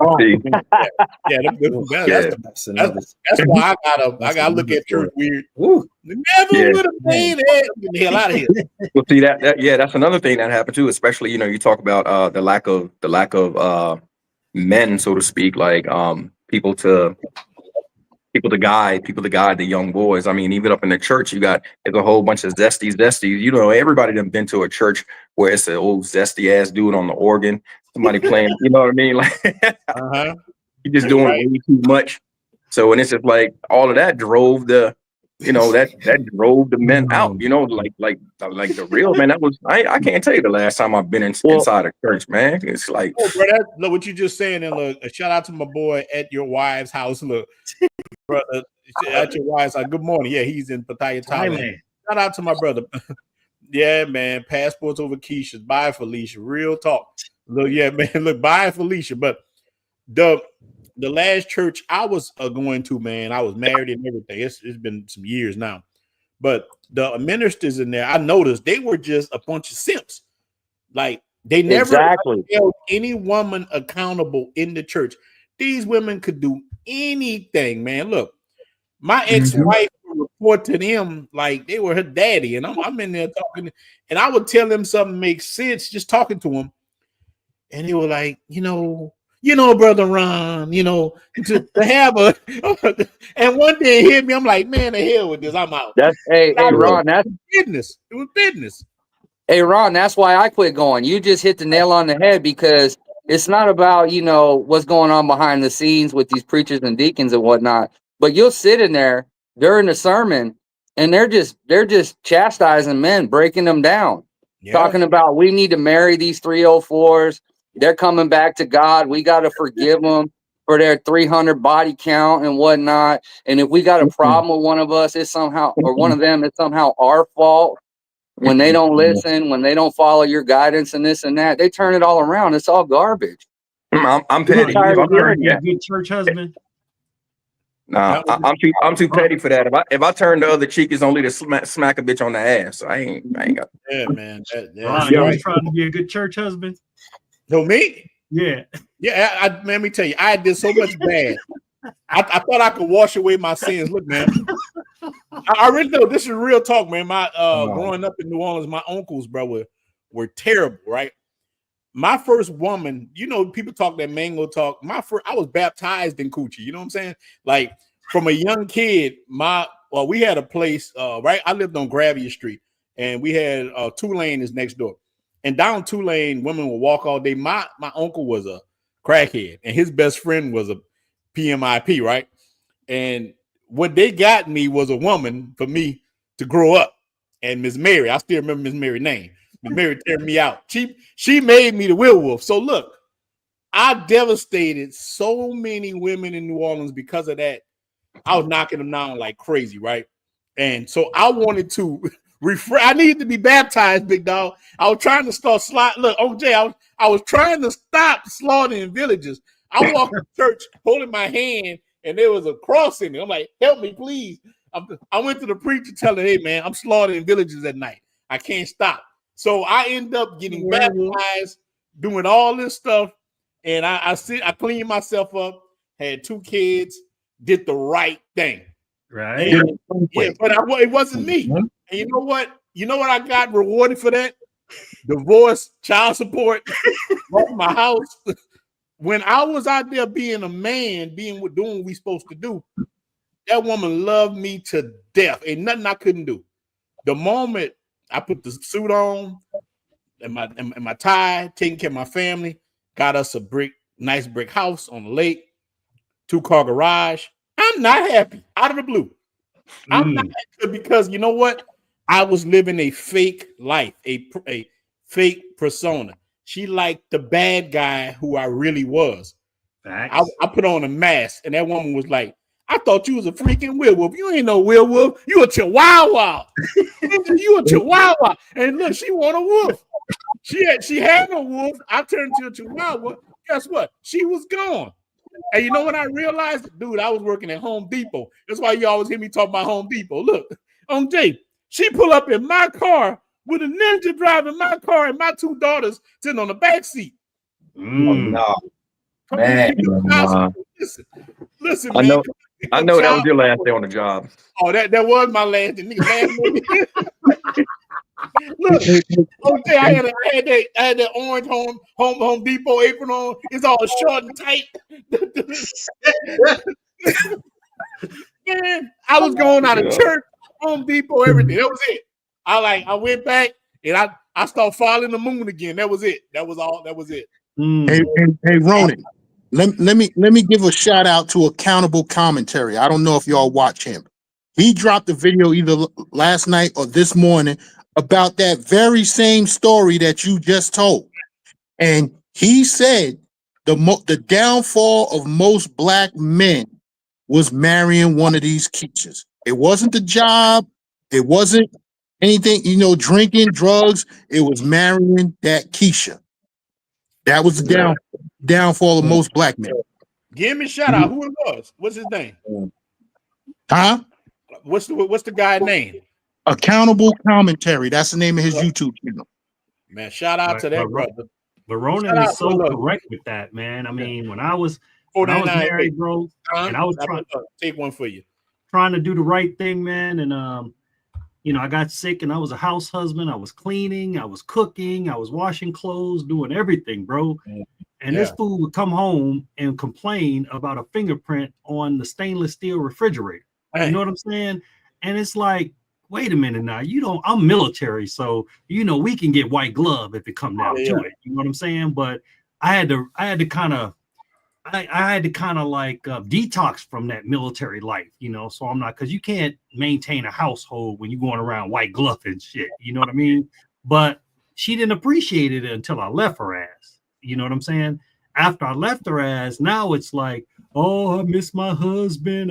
I miss this, I miss that, and that's why, like I said, guys get on me sometimes, and I'll get, emails, man, why you mistreating that woman you got right now in Cartagena? She's a good woman. First of all, you don't know her.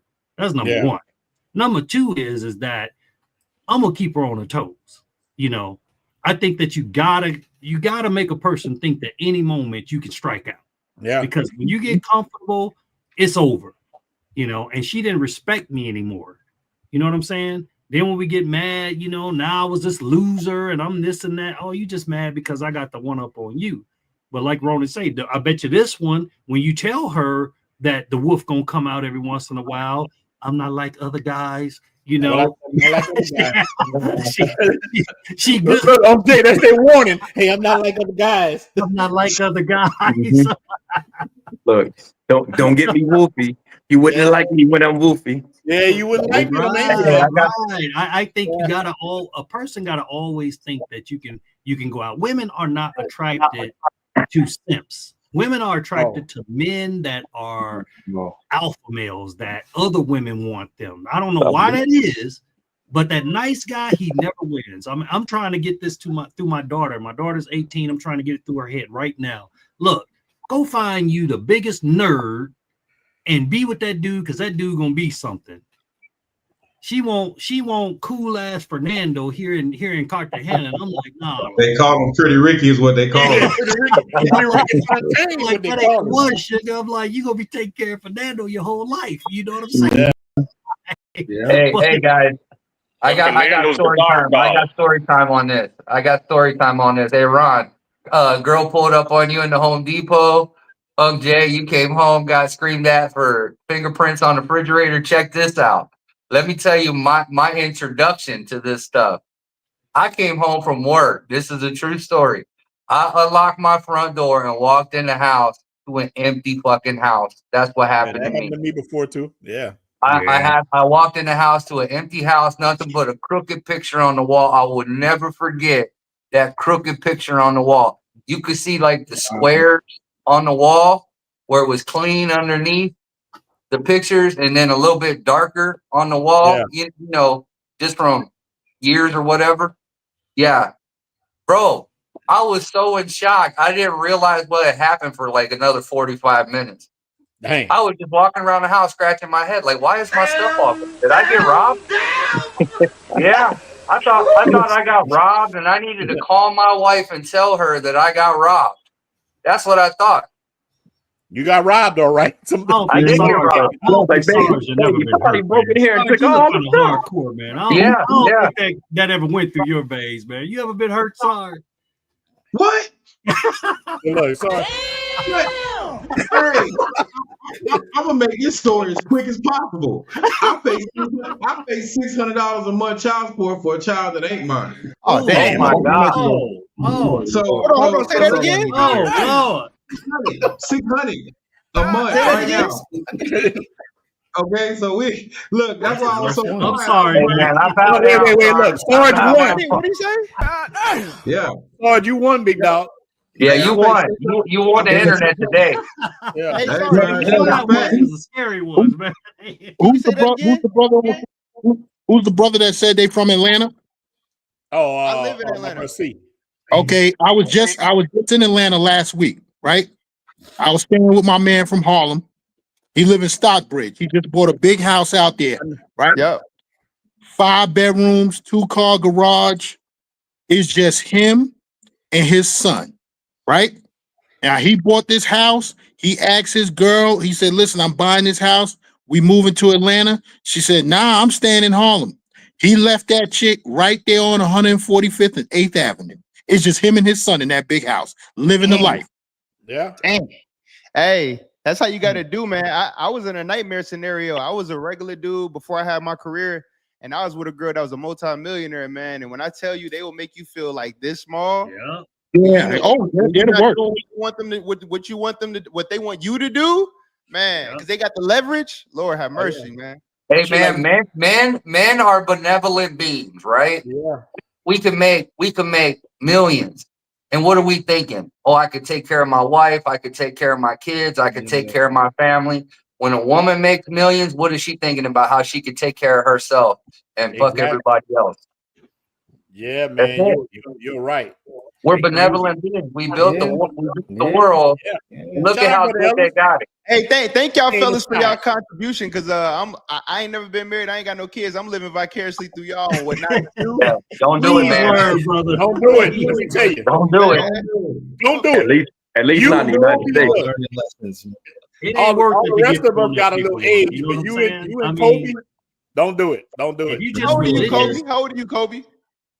Hey, Ron. When I came over to when I came over to flip flop, when I came over to flip flops and I bought you and Uncle Jay the shot, I was just coming from picking up my man. Me and him go back to the sandbox. I picked him up from the airport. This dude went through a nasty divorce.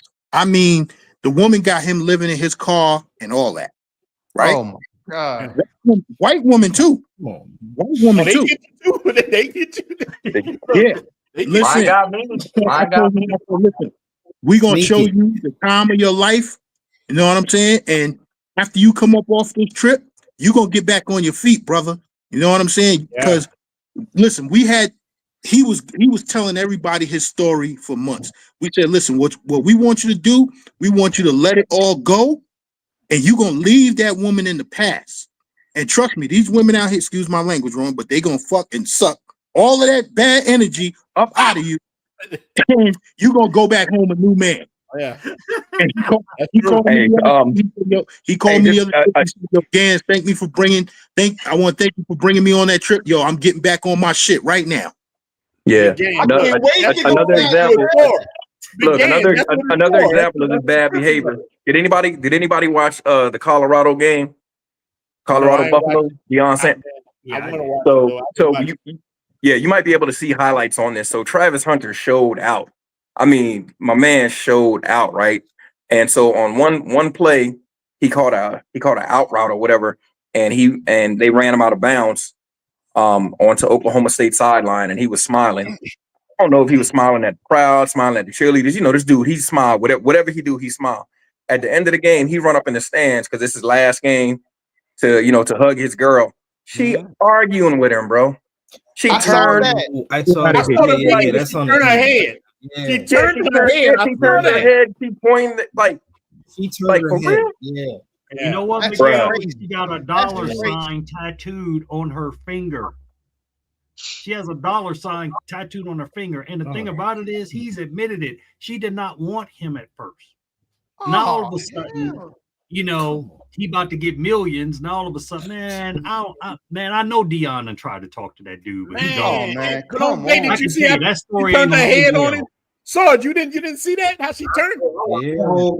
I watched every minute. It's all over the internet. It's all over the news. Yeah. Mad disrespect. Yo, I had to give a shout out. I had to give a shout out to the two 19-year-old brothers that was on the plane with me coming down to Medellin. I said 19. I said 19 years old. What y'all doing out there? They said, listen. Hey, watch YouTube. This is what this is for. Like this brother just said right here. Look, great man-to-man conversations. These conversations are needed in our community for us to look. I wish to God I had this before I walked down the aisle. Because you know what the man told me? You know what the Sims told me? Happy wife, happy life. Oh, God. Oh, hell no. Happy wife. That was the dude told me. Listen, I work with a guy at Walmart, and I'm like, hey, man, I like this girl. And he told me, look, come out with me and my wife. I would never forget this. If I can go back in time, like Back to the Future, I would have kicked this ninja off the top of the building. I could go back in time, but he tells me, "Happy wife, happy." That was the worst thing I could ever done. So when I go now, I can go to Colombia. I can go to Colombia. I can go to Mexico.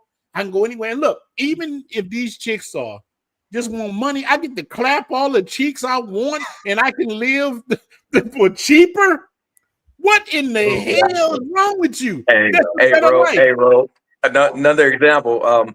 A young boy. Matter of fact, I used to play basketball with his dad. Me and his dad used to play basketball in high school together. Young boy came down to Colombia, and he went back home. And I told him, I said, "Well, hey man," I said, "Colombia gonna change your life, man." He got back home. His girl went to talking that mess. Man, he called me up. He was like, "Bruh, she got to go." I said, "What?" He said, "Yeah, I don't need that mess. I don't." Man, he got rid of her behind. So that gives me a little hope for the younger generation, because a lot of them are waking up and they're not with that happy wife, happy life bullshit no more. You know what I'm we saying? ain't preaching that stuff no more. I mean, it's over with. Hey, yo, I Jay. get married, man. Look, man, I was so stupid, bro. I graduated. Let me see. I graduated on Friday. No, I got married on Friday, graduated on Saturday, and was in the Navy on Sunday in that order. You know what I'm saying? That wasn't enough. Did it again. And then 2 more times. I was like, what the hell is wrong? But I was taught in my life, like, if you want to be successful, you need to have a good woman beside you, behind your back, supporting you, and all these old. You were told that by the women in your family. Huh? Yeah. You were told that by the women in your family. Of course, because I didn't have that strong father figure to tell me, like, what the hell are you talking about? Like, my dad, I used to think he was the worst person in the world, because my dad, man, I ain't gonna lie, he slapped a hoe in a minute. He threw bitches out windows, all kind of stuff. He didn't give a damn. Man, Pops didn't give a damn, man. You know what I mean? But I didn't realize like how much pimping he was doing back in the days in New Orleans. You understand him a little better these days, huh, MJ? Yeah, but I'm like, now I look back, man, and it's like I don't recommend marriage for anybody. I mean, if you just happen to be a Christian or Catholic, whatever you are, whatever you believe in, have a religious ceremony if you just feel like you want to be closer to God, if that's your thing or whatever. But as far as putting that man in your business, keep that man out of your business. Oh, man. United States, man. Look, you can get married overseas. I want to answer this right here from the brother. He said, y'all betas allow these women. Look, let me tell you something about me, man. Ain't nothing beta about me, man. I've done some of the most horrible. I don't think you heard. Listen, brother, I was trying to purge the evil from myself and start going to church. And look, I had what's called a spiritual shotgun wedding, right? I started going to church after I got the woman already pregnant. So I'm like, I tried to do the right thing, man, being a person from the South.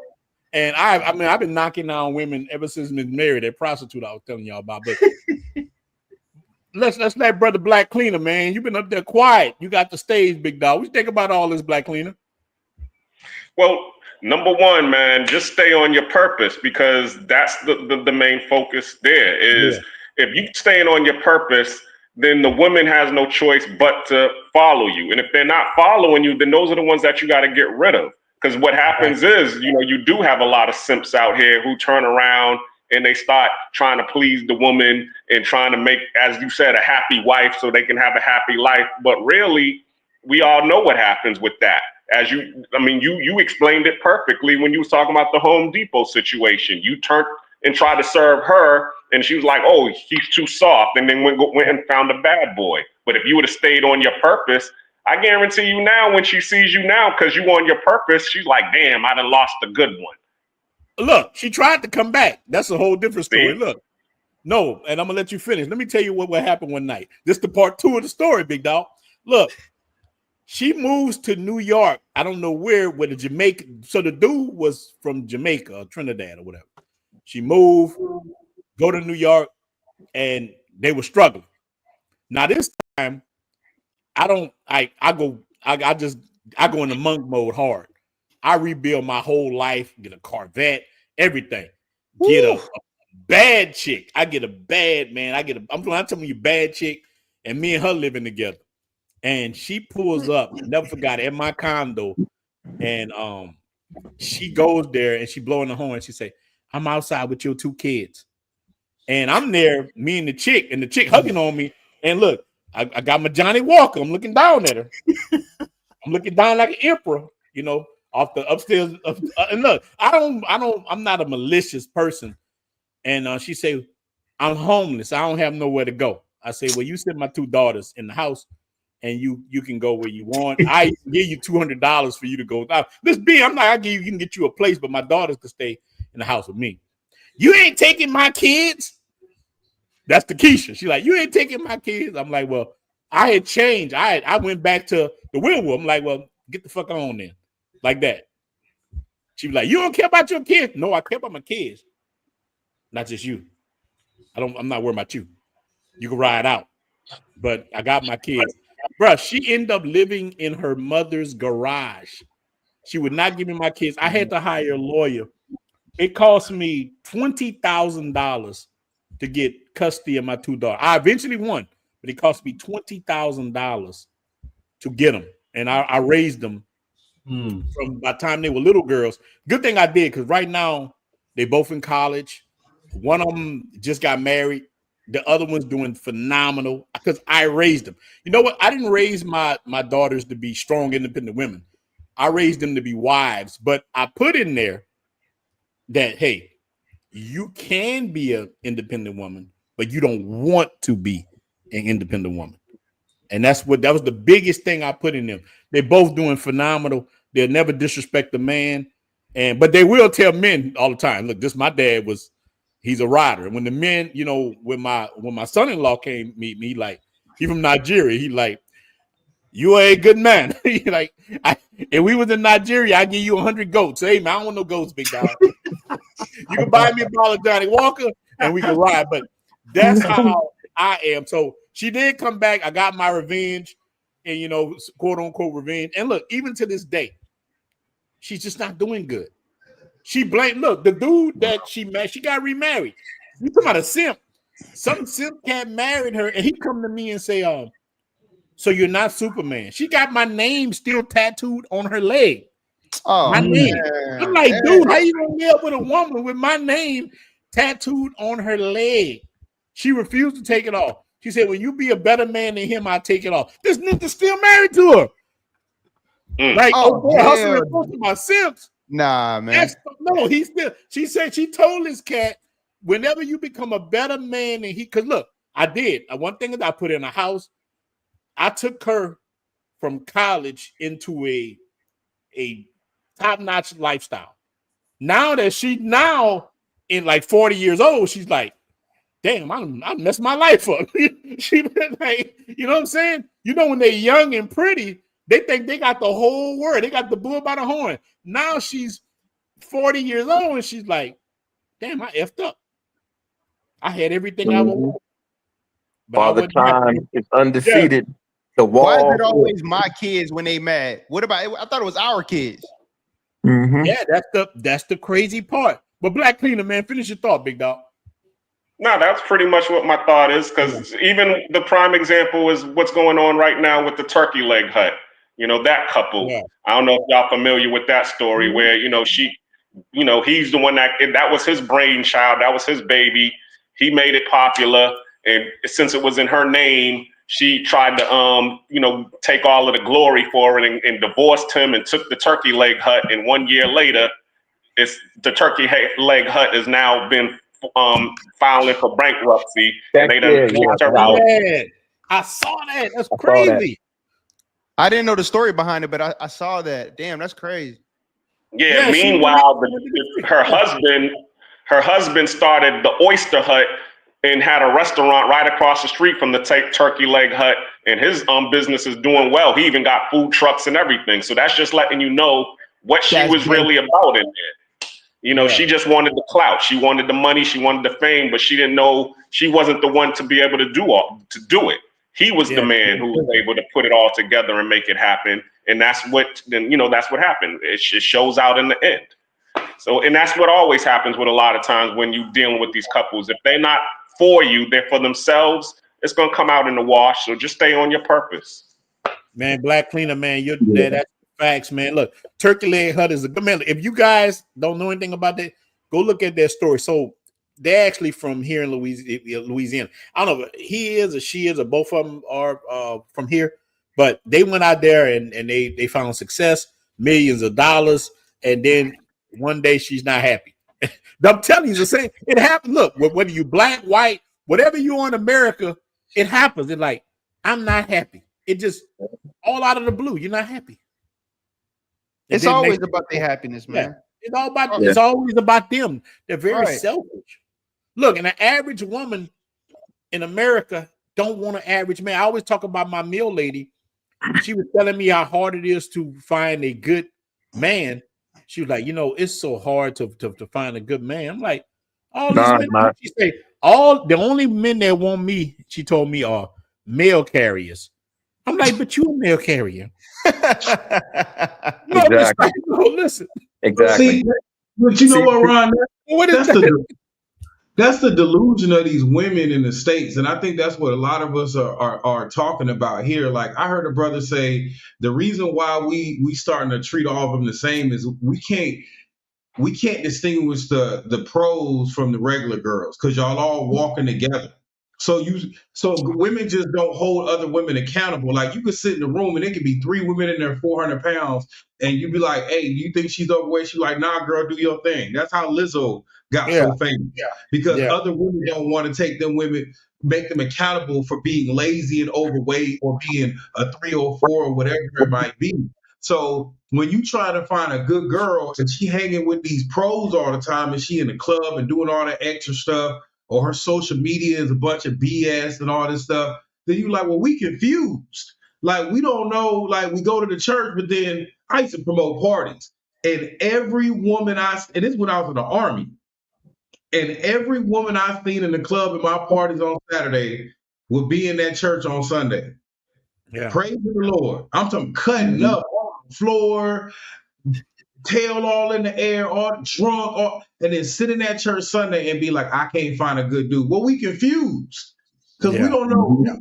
We in the church, we see you. We in the club, we see you. So I think a lot of it boils down to one, these women are delusional. 2, they don't realize they're not part of the 1%. The men that are 1% in this world, the men that are making X amount of dollars, the men that are doing whatever, they're not even looking in your direction. If you over 30 or 40 years old, they damn sure not. Name a billionaire or a millionaire. They got some old ass wife.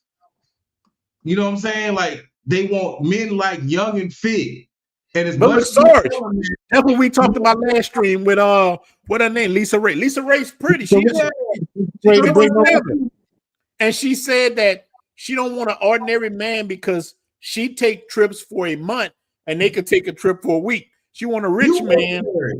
Yeah, but she got a lot of miles on her, though, dog. She got a lot of miles.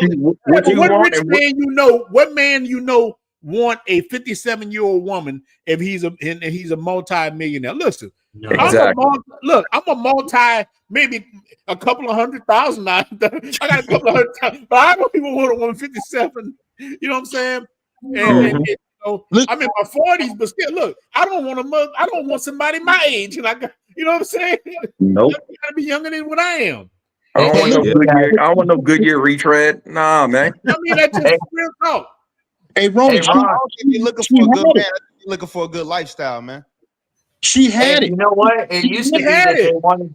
She was married to the prime minister of Turks and Caicos, and it's real. James, you're real. How much the delusion with these women is like, when does it stop? You got these 65, 70-year-old grandmothers coming on the internet talking they want this and want that. Who wants you age? We was talking on Facebook and I said, Lisa Ray, your husband, you want that rich man? He's 85, 90 years old. Because don't know rich man your age or younger wants you. Man. If Jeff Bezos couldn't keep his girl, we all in trouble. Yeah, but look, this brother here, man, this happened in the UK too. I talked to a lot of brothers from UK that watch the channel, and they do tell me it's crazy. I think it's a Western problem. It's the Western mindset. Yeah. It's the West. It's how people think, but hopefully a lot of this stuff changed. It changed by us in the passport. That's why they hate our community. They hate the travel community. Man, we public enemy number 1. So look, women hate us, so simp ninjas hate us more. They're the main ones. Oh, you got we have civilized the world overseas. Yeah, you know what I'm saying? We civilized the world too much for them, man. Like you go to a third world country or you go to somewhere else and you have somebody or you have people over there that's worried about when and where they're gonna get their next meal from. They don't have time to worry about all this other stuff. Yeah, it's like, no, get you somewhere, get you with somebody and make a life together and sit your ass down somewhere. They ain't not worried about this and that and talking about, oh, I'm not happy, I'm not this and that. Man. Look, if they're not happy, do you care? Look, real talk. Any one of us, we dealing with a chick, DR, Colombia, Ethiopia, I don't give a fuck where she from. If she not happy, do you care? You gonna get another one. Look, I'm like, you're not happy, but you hungry? Yeah, exactly. The crazy thing is, you got these sleeping inside, right, Miguel? You like sleeping inside? Exactly. On a soft bed. Yeah. At the end of the day, that's what it's about. Let's address Jamie his question. He's like, let's talk about it, how we find the right one for the new guys or whatever. I mean, to be honest, Amazon. I don't even know how to find the right one. I just think now, man, you just live. It's not gonna be in the US, man. It can't be in the US. I know it ain't in the US. No, I know Jamie lives in Santo Domingo, so I know he ain't talking about that. Maybe he talking about Santo Domingo. Look, I done found women. Look, to me, Hey, you gotta find her without the bull ring in her nose, but the one with a bone in her nose. That's the one you need. Yeah. Like she got the ladies out on National Geographic. Right. Get away from the bull ring and that's the blue wife hair. right there. Yeah. You gotta look for the signs, man. We ignore the signs. Yeah, hey Jamie, you know, Jamie, they tell us who they are, man. You know, this is the thing, especially she got a nice shape. A woman got a nice shape. Yeah. We don't give a damn. Yeah, because women won't be honest with friends. Like, we should be able to be honest in the brotherhood, but a lot of women, man, they do not be honest with each other. I mean, how many of y'all guys really like long lashes? None of y'all. Nobody. Where did that come from? We never even say seen that he loves long lashes. I've never heard a guy say that he loved, baby, that lace front looks good on you. No, you know, I ain't never heard that. Women, they pump each other up. And they're listening to each other instead of listening to what? Yeah, them bald headed assholes be looking like they got cake batter on their forehead. Like that shit. About that. They get their beauty advice from a man that's trying to look like a woman. Exactly. But that's not. I don't think that's looking what's going like drag on. queens. That's the crazy thing. I ain't never met a brother, and I'd be like, man. He'd be like, man.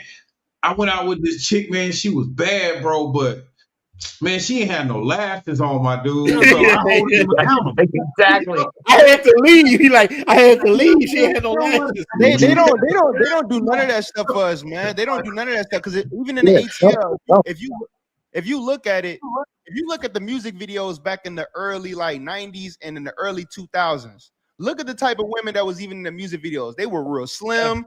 They didn't have all that. There was a shift somewhere where women would take it upon themselves to look like this one girl that got all the attention. I blame Kim Kardashian, sir. Kim Kardashian changed the game. I hate that woman with a passion I cannot explain. Remember when y'all thought J-Lo had a big ass? Kardashian. J-Lo used to have like one of the best asses out there. As of late, it's more Lizzo. Yeah. But the lip injections and all that stuff, we didn't. Yeah, but J-Lo was a hot mess. Men have never said, "Yo, shorty, I need you to go do these things." Like, we're not caring if the cherry is matching with the strawberry and the grape. We don't care about all that stuff, man. It's like we like if you come as you want, we like you, we rock with you. But we never said. I've never seen a dude that say, "Yo, man, I seen this bad shorty with the lashes," or I seen this girl with long ass nails, long ass nails. Yeah, bro. Yeah. I saw one with that crusty wig with that part. I love that crusty. I'm trying to get out of Atlanta, bro. It's hard out here in Atlanta, dog. Atlanta, y'all got it even worse because you got the dudes that look like the chicks out there. They do. Y'all gotta watch it in Atlanta. You trying to get out of Atlanta? I don't know where you're gonna go. Don't come to New York because we trying to get the hell out of New York. I'm trying to get out the states. Because it's bad in New York, San Francisco, California, Miami, Florida, everywhere, Texas. Everywhere. Look, everywhere. Look, we out last night, man. Real talk. Me and my cousins, Thanksgiving, we all chilling, dude. And I never really hang on like bourbon or none of that. But they're like, hey, man, let's go to this new restaurant. They got a new restaurant. We go eat and whatnot. On the corner, there was I thought it was a chick in some yellow Converse popping hard as hell. And I look, I got my glasses on, but I'm like this. But my cousin, he gonna walk over there and tap him on the shoulder. Dude turn around, big thick ass mustache. That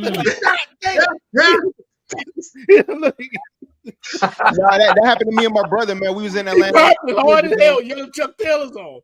Sure, the shorty dude or whatever, they had a voice deeper than ours, and we was like we didn't know, you know what I'm saying? So like in Atlanta, you have to be careful, bro. Buckhead, all that. Like in Atlanta, dog, you got to be careful, man. Yeah. Yo, I was thinking about I was thinking about selling my house in New York and move. That's why I went down to Atlanta, because I was looking at houses, right? And moving to Atlanta. And I thought about it. I said, you know what? Because I still, I got my kids, their mother, and all of that. But she can't get her hands on the house because the house is my mother's house, and the house is willed to me. So I'm like, listen, y'all stay in the house.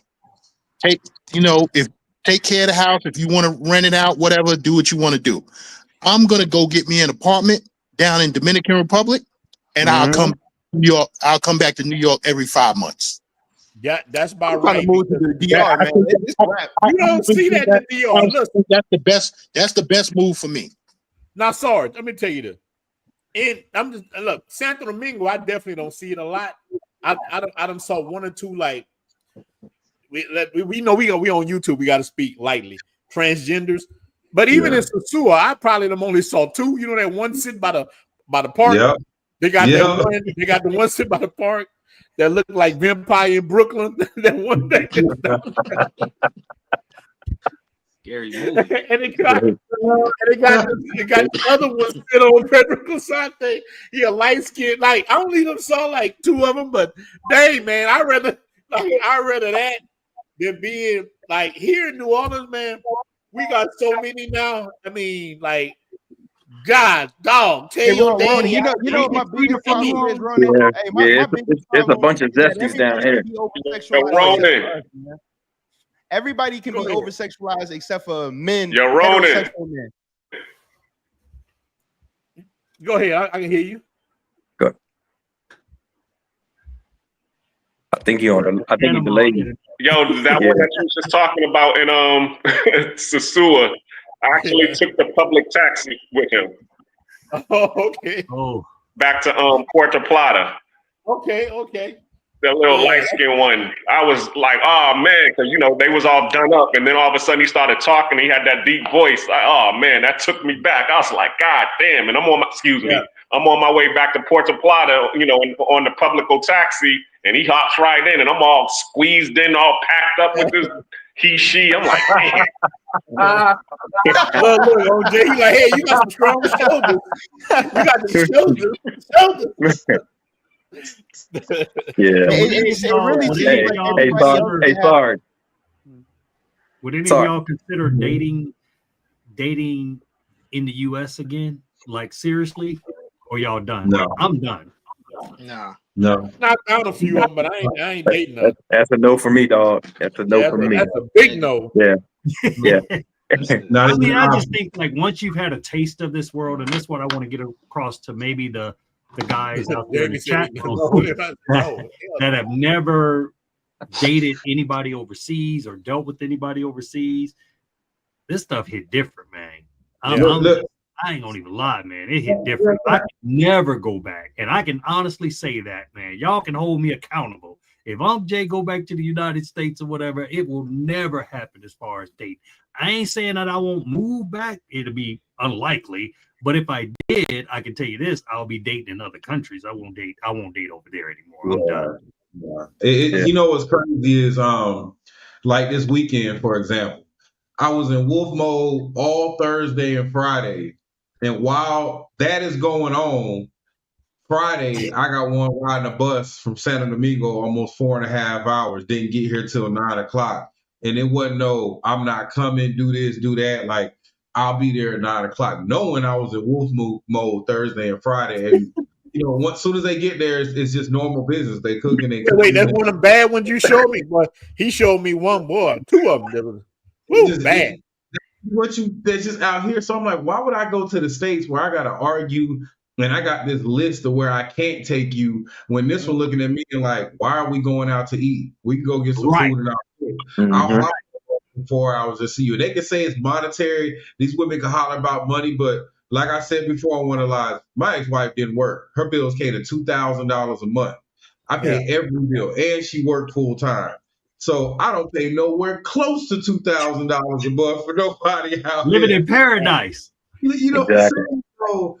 So it's just like if you still want us to be a man, like I'm old school. I'm all about, what a man's role, a woman's role. That's just how I am. I'm traditional when it comes to a lot of that stuff. But here, I can be traditional, not break the bank, and get all the respect and the appreciation while I'm doing it. That's the big difference. Is in the States, I could do that and get disrespected by my kids, disrespected by their mamas, by their family, by their best friend that's single and fat and can't get a man, but got so much to say about your relationship, especially in the Black community. We all know about that, right? They always got that hate best friend. But here, I can be the same man I've been since I was damn near 17 years old when I enlisted in the military, and I get the respect from everybody associated with this person. Now, you got to tiptoe around not taking care of her brother, her grandma, her uncle, and all these. Yes, you do. But it ain't no different than the States. It ain't no different. It ain't no different than who you got. They just need to borrow some money. Guess where that money coming from? You don't pay no bill. You know what I'm saying? So it's still coming out the house. So I just think here I can be a traditional man. I can be who I am, and it's a lot easier, and I get the appreciation back that I didn't get at home. That's just what I feel. And like once taste paradise, there's no turning back. Yeah. Sorry about that, bro. Hey, Sarge, I had a homeboy from the military, similar story, like you was just saying. He was paying, he had to pay child support for a kid that wasn't his, man. I remember going to court. I remember actually going to court with Buddy. And the judge told him, the judge was like, they had, they did the blood test. This was back in the day. So it's, they do DNA now, but back in the day, they did blood work, so they did the blood test and everything. It was not his child. You know what the judge said? The judge said, well, that child needs a father. Oh boy. And so my buddy, he was there for like 2 years. Just because he thought it was his kid. So, and I'm sitting up here looking like, what the fuck? Or like, what the hell 2 years got to do with, now you're obligated financially to this child that's not even yours off of some fraud stuff. You know what I mean? Like this is really fraud, because the woman was saying, oh yeah, you're, it's your kid. Turned out it wasn't his. And then my son almost went through something similar, man. And if he would have listened to this, I'm glad he ain't listened to this stupid ass mom, because he would have been hemmed up the same way. I had to tell him, because he went and he did the DNA, and what he thought was his son turned out it wasn't his son. And there go his stupid ass mom. Oh, I don't believe that DNA. That boy looked just like you. That's your son. I told him, I said, don't you do another. He talking about, oh, what mom said. I said, listen, to hell with your mom. I said, because your mom tried to hem me up that same damn way, and holes of a feather flock together. So I said, if you listen to your mom like that to him, there you gonna be stuck. I said, listen. I said, listen to you. I told him the story about my boy in the military, and he was like, what? Because he was like, well, Dad, I just want to get him something for Christmas. And I said, don't you get that little bastard nothing. Don't get him nothing, because she could take you to court and be like, oh, well, he was doing this, he was doing that. You never know. You know what I'm saying? So I think the biggest problem in the U.S. is that they got the law behind them. Look, let's get his brother a shout out. He said, hello from the Philippines. People be watching all over the world, man. Shout out to you, my appreciate brother. you. Wow. Appreciate you from the Philippines.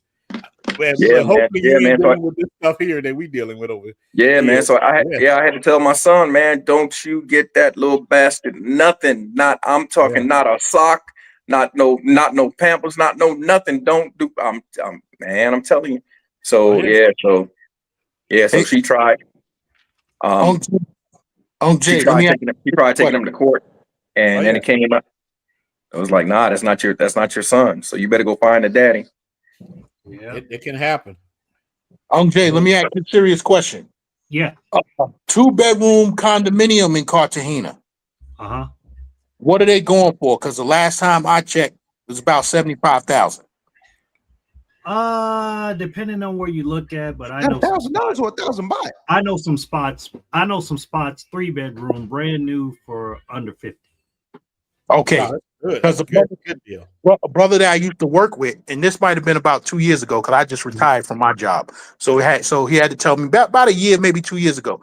He said 2-bedroom condominium overlooking the water, overlooking the ocean. He was $50,000, so he bought 2 of them. Okay, yeah, that's a different. The ocean, that's a different story. I'm talking about kind of away a little bit because now it's the tourist there. That same condo probably over 100 now. Okay. You know what I mean? Okay. And it just depends on where it's at. But to be honest with you, man, I try to steer guys away from that because the tourist stuff is where all the nonsense is. And it's cool when you first get here, but after a while, man, you kind of want to just blend in. You want to be able to walk to the store. I mean, Miguel's been to my crib, Kobe's been to my crib, Cam, you know, and all of them will tell you, man, it's nice out here. You know what I'm saying? Even though it's the barrio, but it's brand new, the area where they're rebuilding everything. And I can find you something, man, on the top floor for under 50,000, bro, and all the amenities. Yeah. So it's still popping, but now you talk about and honestly, because it floods a lot down there because it's right close to the ocean, and Cartagena kind of sinking a little bit, like in the Boca Grande area. And I don't know if they're doing anything to kind of help it out, but it's better to go out away from that area, man. But it's still, and actually most of the chicks live like 5 minutes away from here, you know. So right. Yeah, Mine do. But on Jay, what you like, the area that you're building is the good thing about it. You're building an area where Americans gonna be able to be safe. If you're Miguel developing the area, big gang's going to come over there. Man, you're developing the area. You got our own community. You got our own community. Like right now, bro, the spot where me and Miguel has three of the 4 neighbors want to sell right now. Wow. So I'm trying to buy the whole damn block, man. We gentrifying over here. They do it to our neighborhood, so we might as well do it over here. You know what I'm saying? But do it responsibly or whatever. But I'm hoping to get as many guys over here, man, and we have our own little communities and everything, kind of like what they got in DR. And I even said when they did we need enclave. That's called an enclave. We need an enclave. DR, look, right, Brazil. Right. Colombia, me and Sarge, me and Ron, be able to travel. Talk about this, look, man. You know, think about that. We should all be able to travel to a place we got to worry about getting drugged, robbed, anything. We got an enclave. Hey, I'm going to Colombia. We got an enclave. I'm going to Brazil. Pattaya. Right. That's what these groups are for, man. These groups ain't just to show off who the hell you with for that weekend. We don't give a damn, to be honest with you. You know what I'm saying? Like Sarge, I know he get tired of seeing pictures of chicks. Like, dude, you're not impressing me. Like, let's get this money. You know, and at the end of the day, it's all community property. At the end of the day, you know. So why ask who know this one, who know that one? It doesn't really matter. You're on vacation. Hey, I'm trying to link up with y'all when I go to the Colombia for the first time. Yeah, for sure. Because this is the thing, right? Colombia been getting a bad rap. And I'm not saying that some of it is not worthy or whatever, but some of it is bullshit, you know. And the reason I think it's about to leave, though, Jay, because right now I think it's about to leave because in Brazil right now is getting some heat from the Cinderella. I think a lot of the heat is going to Brazil, Rio, different like black people. They done left Colombia a little bit. They said Brazil's starting to pop off a little bit by I think Rio where the arches are or something like that. I've been hearing reports. I'm hearing a lot of reports like men telling me people getting drugged. Don't know if it's true, but let me read my brother's super chat. Yeah, go ahead. Look, at your wife's house. This is the Thai bot. I don't know what that is. That might be $3. I don't know, but man, I appreciate it. $1,000, Ronin. $1,000 in Thai money is like I don't know what it is, but like I died for the brother. I'm rich. Passports, like you always have passports over Keisha 2025. I started watching an episode of Pop the Balloon. Like I've been watching that lately. And Keisha popped all 6 balloons on the panel, and 6 brothers laughed and said, "Sorry, Keisha. Don't nobody warn us that she was a happier bro." Let me tell you, man. I've been watching that show, man. Shout out to you for super chat. That show was so crazy.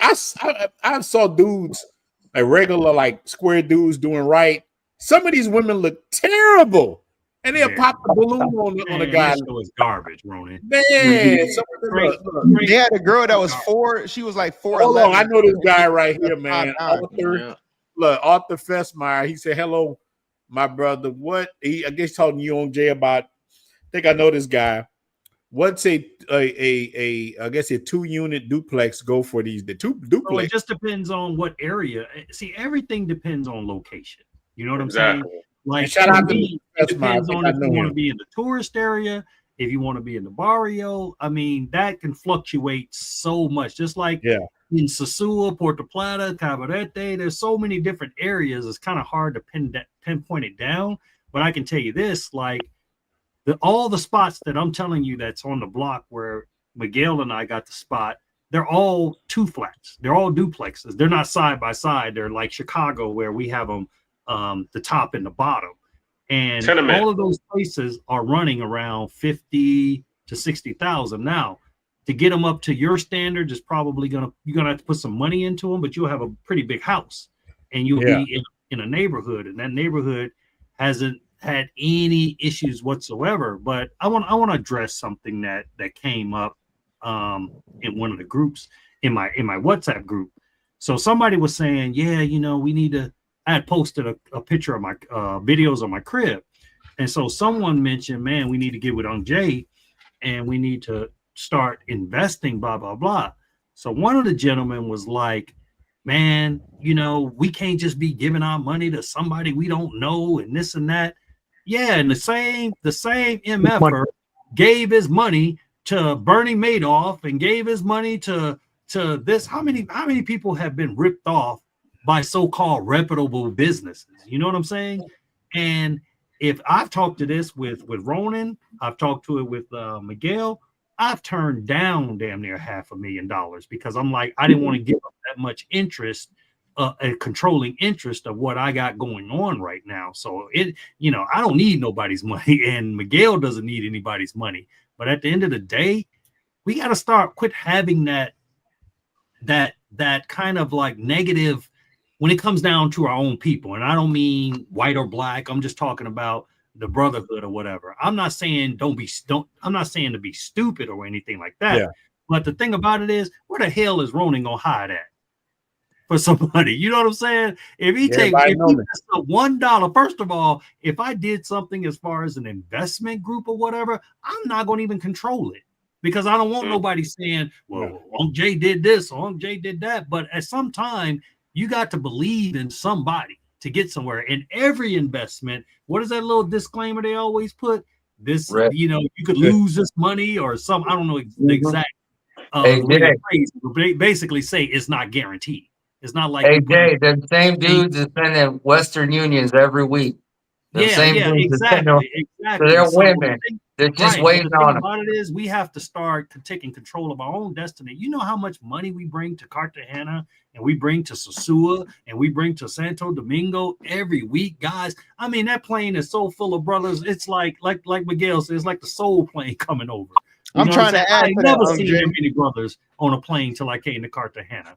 But like I said, we'll trust Bernie Madoff, but we won't trust another brother. We'll trust the unknown person just because he says he works for Charles Schwab or whatever. They're thieves too, But that's why you only invest in money that you can afford to lose at the end of the day. That's what it comes down. But even to add to that, a lot of us is even going to trust the big names. Like here in Panama, Margaritaville is here, and they're building a resort. So here it is. Okay, the buy-in is about $400,000. So you're going to give your money to Margaritaville, but you ain't going to give your money to a brother who's trying to do the same thing. And actually, you're going to get a lot more return on your investment if you deal with the brother. Then when you're going to deal with Margaritaville. You start on the bottom floor. Yeah, you know what I mean?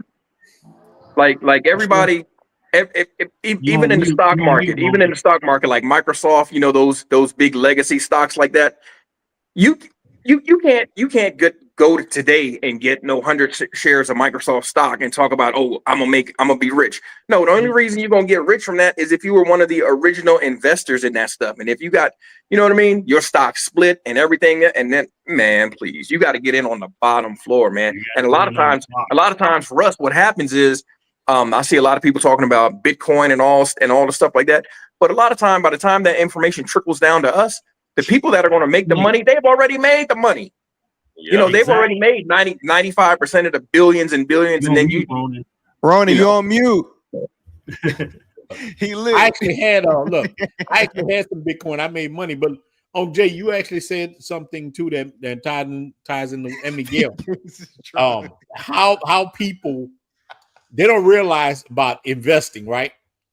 I invest a lot of money, got some real estate. You're gonna have to trust somebody if you're gonna be an investor. You just have at the end of the day. At the end of the day. But look, here's what happened. Let me play devil's advocate. It's people like Jay Morrison from Atlanta. Hey, he's from where you from? Atlanta, right? Jay Morrison. Oh, I heard he be scamming everybody. Yeah, bro. so that's the problem. So look, from New York. anytime you came Moved I to was Atlanta. look, anytime that a lot of black dudes, so we got this in the back of our head. We got that Jay Morrison thing or Umar Johnson with the school. And I even like Umar. I think Umar Johnson speaks a lot of facts, but like OJ, you said something that ties into that. You don't know everything. Some stuff you gotta get people to do. One thing I learned very fast investing in real estate, I can't do everything. I done tried to paint them, fix them, do electricity, doors. I try to do everything myself. And you know what it does? It just costs me money. It's better to pay off the problem. Hey, I'm going to do this part, and you do this part. You do this part. You do this part. You do this part. Right. It's just to divvy it out because your time is the most invaluable thing. I mean, that's your value. Exactly. Is your time. So, look, people don't realize how easy it is to get this paper. It really is that easy to get the paper, but you're going to have to get with people. So, OJ, you're doing the right thing. So, what you and Miguel got to do? Teach me, Ron. Is that hey? Teach me, man. All right. I'm just saying. Look, here's the look. Somebody said big game. It said big game. Man, big game ain't drunk. Big game about to go out. That man ain't drunk. Look, y'all don't know. Big Gaines is a triple OG. He got his polo shirt on. Big Gaines gonna look while you laying in bed by yourself tonight. Big Gaines gonna have him too. But see, look, Ronin. You know what'll happen, man. See, and this is what I'm finding out, right? See, now I'm starting to drop like receipts, like I'm showing the workers getting busy up in there. You know what I'm saying? Now all of a sudden, I'm getting emails and stuff. Man, how I get in? It's too late now. You know what I'm saying? It's like I'm good now, whatever. But a lot of times, man, we don't want to believe in the process. We want to just, like you said, once, like Miguel said, once something trickles down to us, 9 times out of 10, it's burn up. Yeah. Man, I don't want to hear nothing. Don't come at me with no Bitcoin and all this. Now, I don't know nothing about it, so I'm not dissing it. No, but, Bitcoin good. I bought some. Thank God. Look, let me trip you how good. Let me tell you how good Bitcoin is. Real talk. One of the white dudes I work with, man. Shout out to brother Paul. I used to work with a white guy. Look, shout out to Paul. I'm just fucking with you, Paul. But look. I worked with this white dude named Josh years ago. Bitcoin finally came out. Now I was stupid. I ain't put that much because he come to me. Hey, bro, you need to put $1,000. Man, but I put $1,000. I'm called Bitcoin, but I put $100 in, and let me tell you that $100 turned to a good bit of money for me. If I would have listened to that dude and put the $1,000 in, y'all wouldn't know me right now. Dang, listen, I made such a good amount of money off of it, and that I bought me a car, bought little things from it. If I would have waited, I really would have made. I'm telling you, man, back but then that was early. You got in early. Like Miguel, I was trying on Miguel is early. I still got some good money in the stocks because of stuff like that, man. Okay. And I own a lot of cryptocurrency because I got a good bit of cryptocurrency right now. I go up and down a lot, but it's certain things, man. I'm telling you guys, like you got to get in early. As long as a person proves themselves, do not give people your money if they ain't prove nothing. So if you want to wait till on Jay finishes project, is hey, this is the next project. You see, this is success. I'm about to do the same thing in Santo Domingo, Punta Cana. That's when I'm open up and say, hey, man, this is what I'm doing. You brothers want to get you an Airbnb? This is what you need to do. Right. Here you go. Right. Hey, well, look, I'm doing the same thing in Panama as well. That's why I want to link up with you guys, because I'm actually starting a syndication to be able to do a couple of low rises, fix and rent them out. So I'm trying to get with you all here and pick your brain so that we can do this here in Panama as well. Yeah, why not? Let's conquer the world.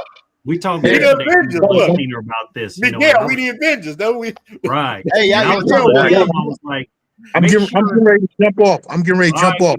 All right, Big Game. Jay, I dropped. You're welcome. Thank you.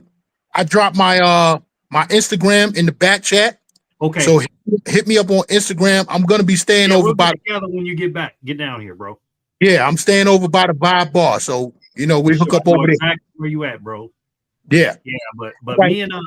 me and Black Cleaner was talking about this, and I right, I was trying to explain to Black Cleaner. I was like, well, I don't know about Panama's, what they got going on, and I'm sure Ronin doesn't know. He knows DR, and I kind of know Cartagena, and I'm banking off of what I've seen, and I've seen the tourists, I've seen the numbers of the people that me, Miguel, and all the guys here in Cartagena, we refer to other people about Airbnbs. I write every referral down, and I've already figured out from the referrals that I've given away, I done gave away tens of thousands of dollars every month. So what I would suggest to you, Black Cleaner, find out what type of clientele you're looking at. That'll determine, because I don't suggest people flipping properties overseas. I think it's a little bit harder because the market is just totally different, because you're depending on foreigners to get those big returns, So I think when you get into the Airbnbs and things like that, that's going to work a lot better than just trying to fix and flip. Pretty much anything that I build over here, I'm pretty much planning on holding on to it for a lifetime. You know what I'm saying? And let me jump on there. Look, yeah, you look on my channel, man. I got about 30 or 40 Airbnb videos, right? People now pay me to go there. They pay me. They give me a free Airbnb. Look on my channel. I do a lot of Airbnb videos. We have so much influence. You have no idea how much influence we have. When I make an Airbnb video, it took a guy in Santo Domingo to tell me. He said, man, he called me up. He said, can you do other Airbnb videos for me? I said, what do you mean? He said, that video that you made for me, book my place for the year. There's so much influence. Look, I have over 17,000 subscribers. That's just the people subscribe. Every month, I got over 100 and some thousand people watch the channel. You look at personal, so 100,000 people watch your channel, over 107,000 people. You know how many people looking for Airbnb? If I say, hey, go stay here in Santo Domingo, you're going to be safe. They're beating on the doors to stay there. Absolutely. So if I'm in Panama with Black Cleaner, me and Black Cleaner there, I'm going to make videos because I have so many people. I say, this is my boy Black Cleaner spot. You're going to be safe. It's guest friendly. Don't tear shit up now. But he gonna look out for you. You're safe. We're going to pick you up from the airport. Do you know that your place is booked for the year? Facts. It's booked for the year. On Jay, look, Sarge, we in Sosua. We own something like the Pyramid Plaza. Oh, me and Sarge here. Stay here. You can do this. All the brothers gonna stay no matter where we at. Paul, if we in Mexico, look. We go, man. Mexico, you want to come? You want to make the cartel? Before we the cartel, you come on. Look, we got you. Let me tell you, everybody. Hey, Conan, I was just in one about 4 weeks ago. I'm kicking myself because I finally started the YouTube channel. I got a couple videos up there now, but this is before I started the YouTube channel, and I'm kicking myself now that I didn't do, a video of the Airbnb I stayed in. It was $40 a night downtown Nuevo Laredo. Right, and the lady I rented it from stayed right upstairs, so I could just walk up the stairs, knock on her door if I needed anything. It was an awesome experience. It had a gated wall around, so protected parking, cameras everywhere, right there, walking distance to everything. $40 a night. I wish I would have done, took video, and then I would have it now where I could post it on my channel. But you better believe when I'm in the DR next week, I'm gonna be doing one of my spot. I'm gonna be here next week because I'm gonna be. It's a place called Floricel. and it's right on the beach. It has a private beach with its own chairs and what do you call them? Like them umbrellas with the straw in them. What do you call them? Yeah, and so it's got its own walkout to the private beach right there on Bavaro Beach in Las Corrales. So I'm looking forward to doing a video now that I'm up on it. But I wish I would have done the one because I do know so much about Mexico. You get right now the present. Look, you do them now. Say, hey, this is with the state. And so what ends up happening is, as you do videos like that, they're going to come to you. You don't have to come to them. They're going to start saying, somebody going to email you, say, hey, man, I saw your video on this. And they're going to come to you. It took me I did about 10 Airbnb videos before Airbnb start recommending. They say, hey, man, because of this guy, people are seeing your place. Because when you post your link, Airbnb sees that. There's your link to Airbnb. Yeah. All this stuff is on the algorithm. The algorithm shows that this person is showing the Airbnb. He's showing it. So they tell the owner, hey, this guy is showing your Airbnb and it's going through. So my first hit I got, the guy was like, hey, man, you booked me up all the way, man. I want to give you $1,000. I'm like, huh? I was doing this because I'm going to get my check from YouTube from it. And that's probably $100. He said, look, man, I'm going to give you $1,000. You booked me up for the whole thing. I'm like, really? He said, what's your Cash App? I'm thinking he playing. This dude Cash App me $1,000. And then he said, hey, can you do more for me? You can stay wherever you want. I mean, you could just stay in my place. So the business is here. So especially like a place where Black Cleaners at in Panama, because Panama is it's like Miami. And if the brothers come there and do that, see, we got to focus more on the business and getting the sheets later. You know what I'm saying? Exactly. But brothers gonna be there. Yeah, we want to get in the sheets. The sheets ain't going nowhere. Focus on this business, man. Ain't going nowhere. Does and Black Sarge, Cleaner I was have a like, YouTube look, page? man. Yeah, Black Cleaner just started a Black Cleaner YouTube just page. started a group. Okay. Hey, this whole time y'all been talking, man, I'm over here working on my children book, man. So Hey, bro, that's what it's about. That's what's But up. brothers, we got to support each other. You know what I'm saying? There's no reason, like with all these platforms and all these, all the people that have YouTube channels, Facebook groups, and everything. We need to support each other. Like, I know Ronin is not going to tell you guys to go somewhere where it's unsafe. I'm damn sure not going to send you somewhere where it's unsafe. I've had guys, man, find me a place down there. I said, bro, I can't recommend that. You know what I'm saying? I'm just not going to throw you just because you say, just because I know I can find a place for $250 a month. I don't recommend it in Cartagena. You know, but hell, if you was living in Atlanta, you was paying $1,800 for a 2-bedroom or 1-bedroom apartment. Now you only paying $700 in a place that's Miami on steroids. It's like, which is the better deal? You know what I'm saying? Yeah. But we're gonna start throwing. I talked to Ron, and I talked to Ron, I talked to Sarge, and we're like, I want to start throwing Blue Book Cartel, Cartagena Boys. We're gonna start throwing parties, man, in different countries. You know, and the brothers come out, we support each other, man. That's what it's all about. You know, I'll tell anybody, man, look, if you come to me and I can support something that you got going, I'll plug it, you know, and I'll be honest with you, you know, helping other, it's like you got to give something in order to get something. You know, I had a brother say, the first thing I'm going to do when I throw my grand open, and I said, well, all my YouTube friends and everything, they're going to get invited. They're going to stay for free. And I'm going to let everybody come. Man, I wouldn't be giving nothing for free or whatever. It ain't giving nothing for free, because if Ron can reach 100,000 people, Sarge can reach 100,000, and this person and Flyboy and this and that, we all winning. You know, I'm gonna reach 2. I'm gonna reach at least 2. I'm just starting. Yeah, hey, man, look, that's what it's all about, man. You know, just get the word. No, but y'all don't even realize. Look, you're saying we're powerful out here, but just being on this platform with me right here, a lot of people are going to watch this. So this video here going to get thousands of views. Yeah. So look, dude just told Sarge, hey, man, I'm rocking with you, Sarge. So I see your numbers going up now. See what I'm saying? Just coming up. Sarge going up there, bro. Yeah, because you're paying the dues. Like Jay did. Yeah, you got to pay the dues. Like a lot of cats don't want to pay the dues. And then they get frustrated and they like, oh, man, my channel not growing. Man, you're not jumping on streams. You're not putting out stuff yourself. You got it. YouTube, they got to realize something, man. YouTube is a bit. One thing I give on Jay from the time I met this brother, give you your flowers. First time I met OJ, I told him, hey man, OJ was like, man, I don't want to mess with that. But I said, man, make your channel. OJ dove in and he made it, and he went to monetization like that because he handled his business. You know how many people I've told that to before you, OJ? The cats didn't do it.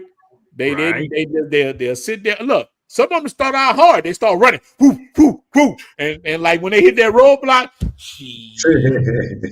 I'm gonna be honest, fellas. I got 2 other YouTube channels. I'm just really posting on this one. My big one, I can't really mention, you know, because it's what we talk about and it's like real kid friendly. So but on this one, I'm trying to run this one up too. So I'm trying. I'm have really a bunch of them. Look, right now I got 6 YouTube channels. Catch 6 with all.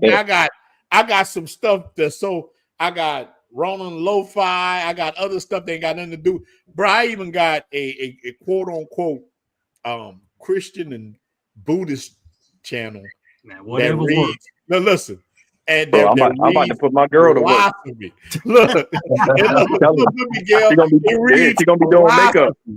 Philosophy about religion and the thing, and it's a good thing, people. Man, look, I'm gonna post it one day. And look, yo, you gotta teach us that, man. The faceless thing. Look, that channel is monetized, and listen, it makes more money than Ronin the Traveler, and it's a channel that's just look in the back, and scriptures reading in the background, and waves playing, and man, it's ridiculous. So they even got ones about cats, man. All they show is cats. They don't realize Hey, I like the scary stories, man, where they talk about the creepy stuff, and you just I got all that, man. I got everything, man. I got the Senor Midnights and all that. Look, brother, money. Look, you want to make? Look, let me give y'all guys a gem right now who listen to me. You want to make money right now? Yes. You know, we about to stop. I'm about to stop. But let me tell you all guys something, man.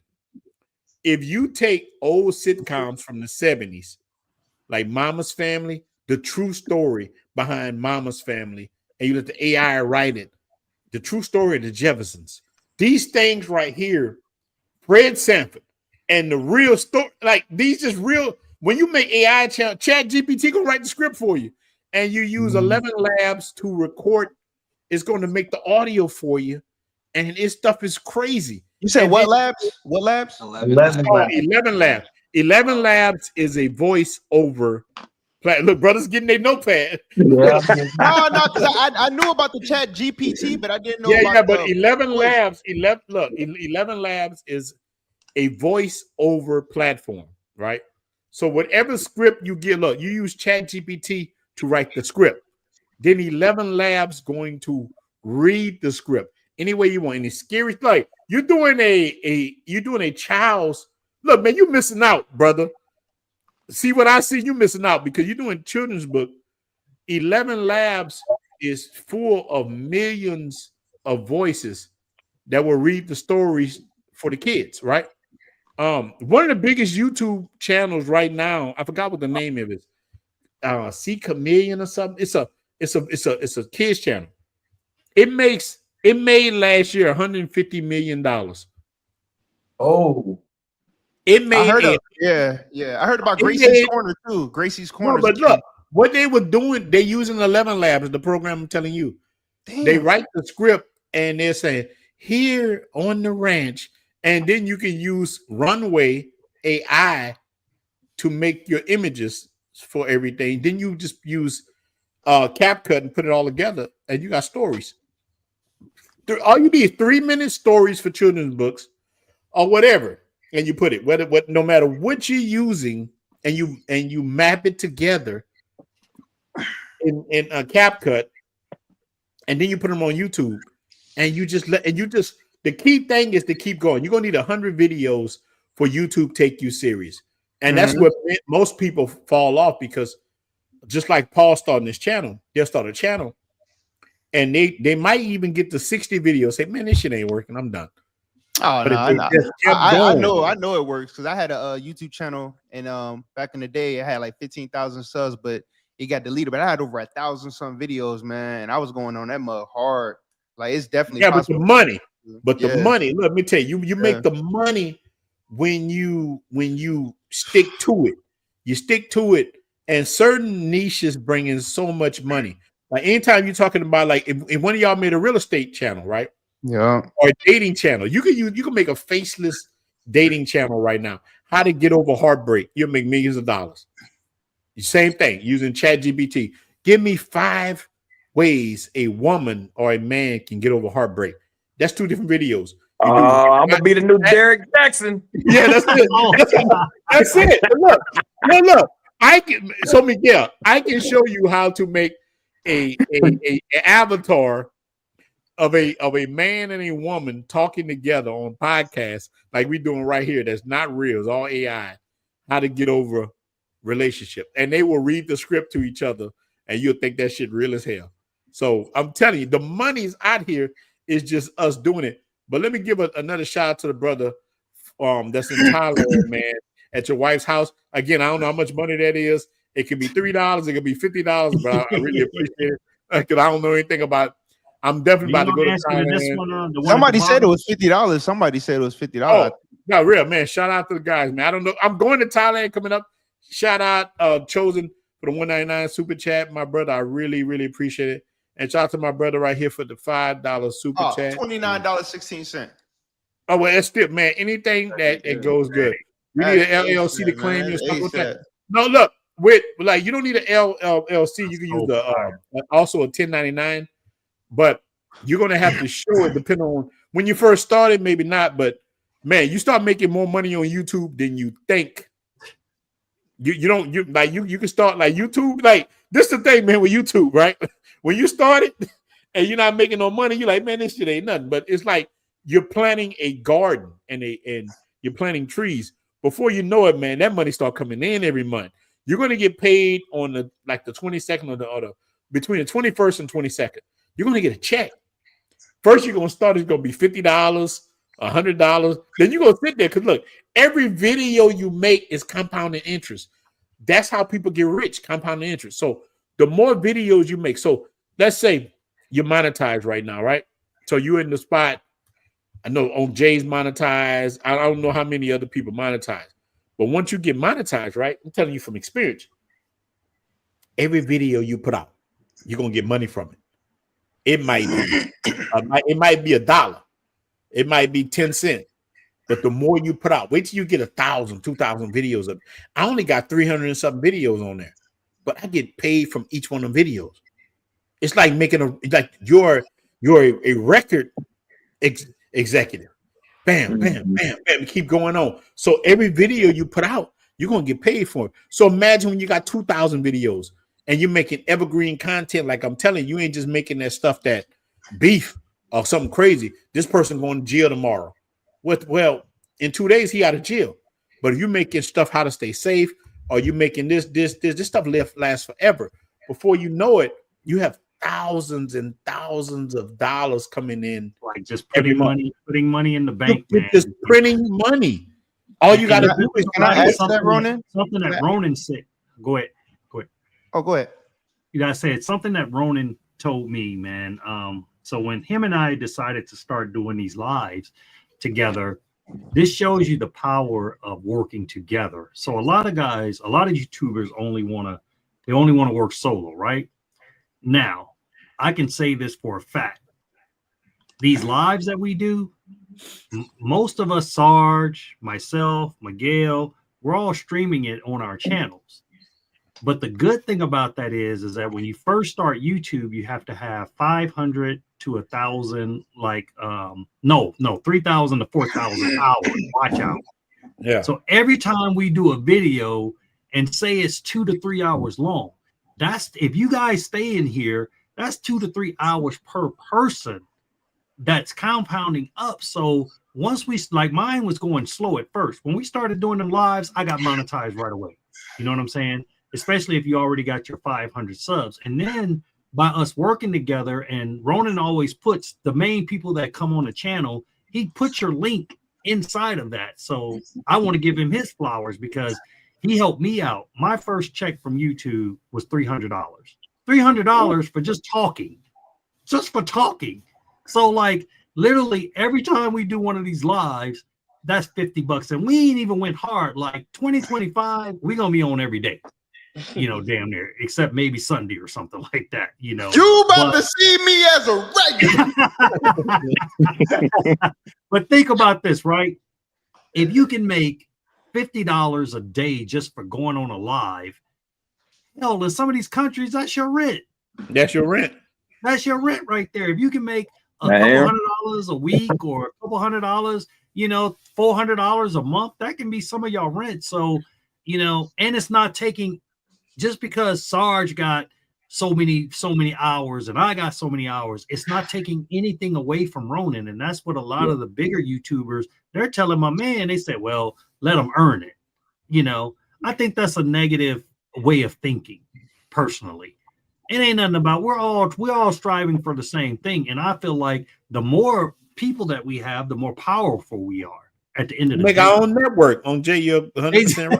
Exactly. And who knows, man, this thing may lead to us saying, you know what, we got our own, man, damn YouTube, we got our own network, we got enough sponsors, we don't even have to deal with this no more, the rules or whatever, we can just go ham in, you know what I mean? But you got to start somewhere. But at the end of the day, man, Ronin is responsible for bringing all of us in, man. I want to thank you. I want to thank you for getting me monetized. I'm ready for the next man up so we can celebrate him. But I will say I trusted him and what he said, and I put in the work. Like you said, man, that first damn 2 or 3 weeks, man, I think I pumped out 30 videos. You know what I'm saying? Anything I could think of. I keep my camera with me 24/7. You know what I'm saying? And I even told Miguel, I was like, look, man, all this damn traveling you do, keep that damn camera with you, Yeah, bring your camera with you. Yeah. What I record, I can't put on YouTube. Yeah. But you can put it on your Patreon. Look, that's the other part. Look, we talking about monetization, right? YouTube just one part. So you make a Patreon, and Miguel, this is where you'll make a lot of money at, because you want freaky deaky. you make a Patreon, and for exactly people doing it, it's $5 a person. So look, you say $5, and that ain't including take your head out. Look, all right, look, do some math on this. So I'm looking at this video on my channel. How many people watched it so far? So I just looked it up my analytics in the back house. Just this video we just made. 1,200 people watched it, right? 1,200, that fast. So out of 1,200 people, if you got a Patreon and you say, hey, man, it's going down my Patreon, you know how nasty ninjas is. They're going to go look at it. They want to see it. I swear they're going to sign up. $5 to come see what's going on in Miguel's. Like, it's going on. Miguel, we on the same type of time, my brother. We on the same type of time. But think about it. Anybody out there 1,200. Out there 1,200. Let's say you got 300 people paid you, and you got 300 people paid you $5. That's $1,500 a month. Just like that. One time. Look, even with my memberships, man, I thank all the guys that support the membership. I bring in good money for memberships. Memberships will bring in money when you got a YouTube channel. Once the people get, just $2 or whatever, it adds up, and the brothers support you. So these are ways to make money. These are ways to stay in the game, and we're supposed to support your content. Women support each other. Look, I looked at my cousin. I said this before. Women and men support her. She gets $10,000 a month for memberships, and she's just putting on makeup. Most of them are lonely ass men. Oh, you so pretty. There's women. She's so pretty. She putting on makeup and the eyelashes and all this shit, and they was like going crazy. So if we did that with each other, $2, whatever, man, we win. So look, that's why I think in the groups, if men just all you gotta do is like each other's videos. It ain't about you. Just subscribe and like. When you see Paul or Black Cleaner want us to put a video, hit like. When you hit like, what the algorithm does is say, okay, people want to watch this video, and they show it to more people. But ninjas don't even want to click the like button. If they just hit the like button, you win. It's simple as that. All you gotta say is, I like the video. They show it to the next. So like, let's say Kobe posts the video, right?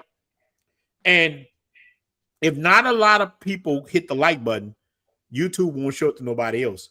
But if 100 people like it, Then they show it to 200 people. If 200 people like it, they show it to 400 people.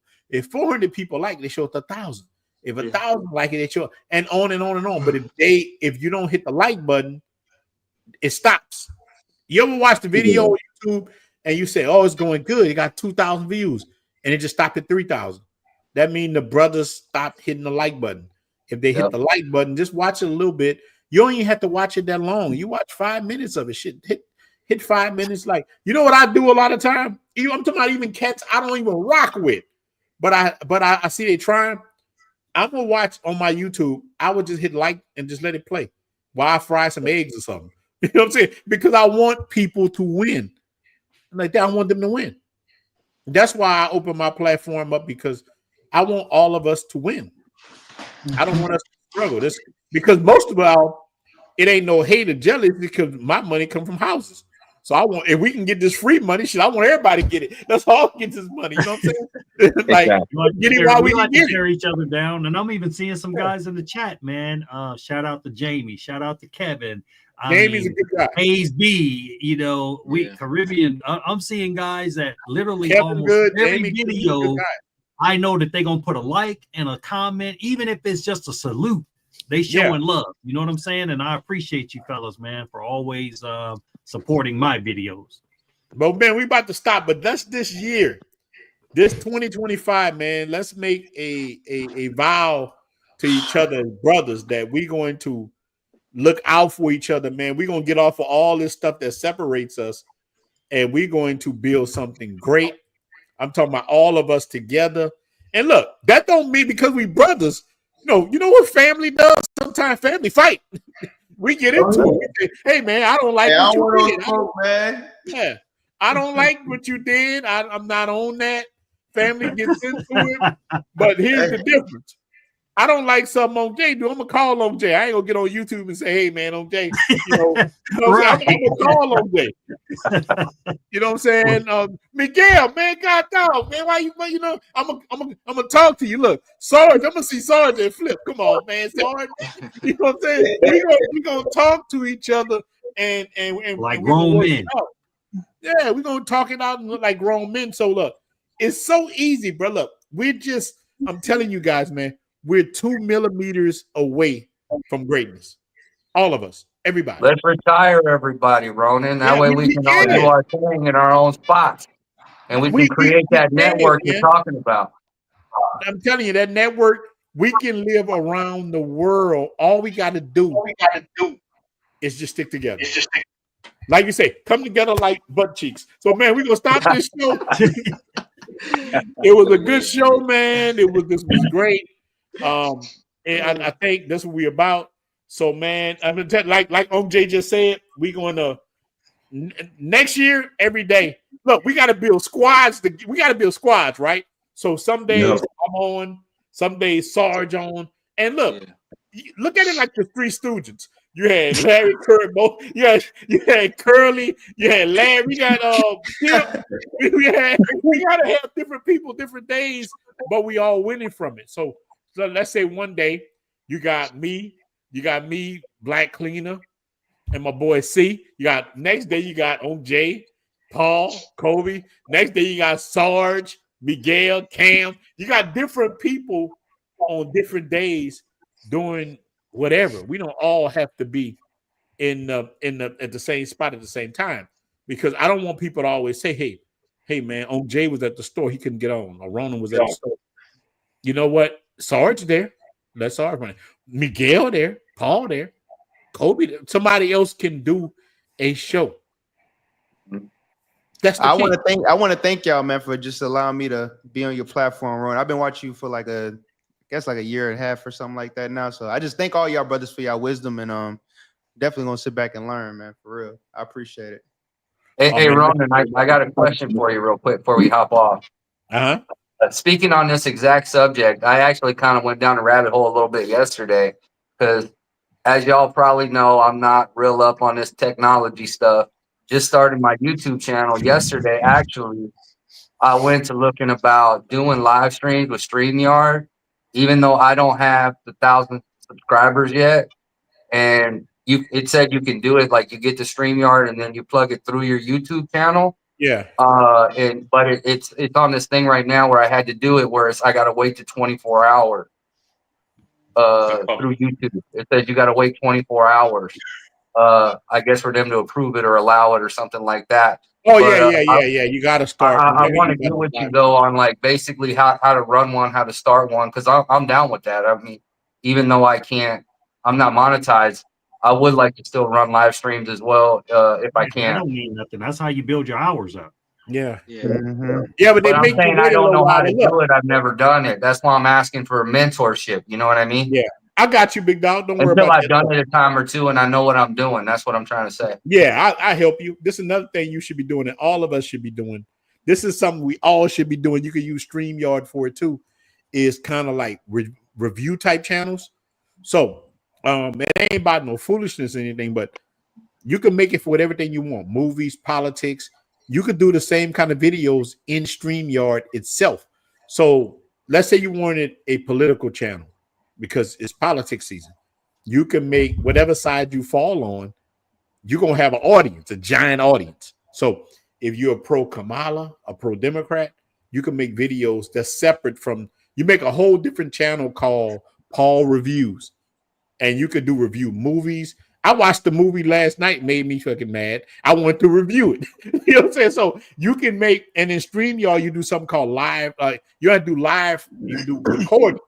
And man, you can pull up the videos. I can show you how to do it. And you can review music and whatever it is you want to review, you can make a review channel. And that even makes way more money than this bullshit we doing.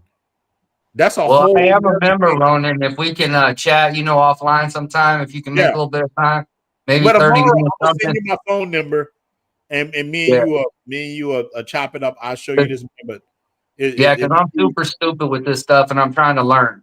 Man, ain't nobody was more stupider than what I was, and it's easier. Look, but what you got to do now, you got to be. What you're gonna have to be is hungry. I've always been that. Yeah. I work 65, 70 hours a week my whole life. Instead of giving it to somebody else, once you give it to yourself, that's the key. I'm trying to do, man. Facts. That's what I'm trying to do. The work ain't the problem. I just got to know how to do it. Yeah. Shout out to Marquis, say $5 super chat. I'm planning a trip to Cartagena. He coming out there with the CTG boys for April. Look, by that time we all go video of you in Sosua, man. Great young man. Enjoyed meeting. Oh, that was your boy. That was I met him. Yeah, I did the video with him, man. Yeah, young man, shout out to you, on brother. his business, he was in the Sioux and he was soaking up all this knowledge. I appreciate he was with the other guy. Yeah. Man, shout out to you, brother. Man, I appreciate the $5 super chat. Shout out to you, man. Look, I'm telling you, we about to dominate. All we got to do is stick together. That's all we got to do, man. So we're going to stop the stream. Look, you know what I said today? I'm going to get on about an hour and a half. Every time I get with you niggas, man. Look, I was supposed to be at the dagger shop. Look, I told some people I was going to the dagger shop. Man, Big Shirley ain't going nowhere. You trying to get that last little Big Shirley before you go back to the PR. No, man. Look. Only time I met, I don't mess with the Big Shirleys, but the will slide a Big Shirley. I will say that. Come on. He will slide. Not me. 9 o'clock. She got more booty than she got stomach. It's going down. Going down. Yeah, but look. So the bad thing, most of these Big Shirleys out here, they got more stomach than they got booty. So, man, we gonna stop with Poppy. You say you love me, but you never give me any money for the catch to be tricking hard. Look, I don't trick sometimes. I'm not shooting no shots at the big dog. Look, this is beautiful, man. So we out. Yeah. Appreciate all you guys, man. This is how we do a show, big dog. The brotherhood. Appreciate it. It's good. Yeah, man, make sure you get with OJ, man. Get with OJ. Yeah. Make sure y'all get with the brothers, man. Look, a brother just asked me how to get with Sarge.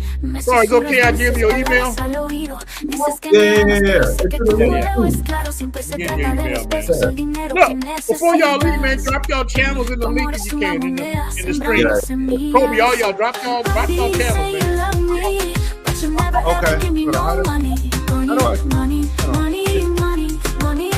cleaner, the black expat. Holla at me. Black cleaner, they ask you about you all the time. How you a black cleaner, man?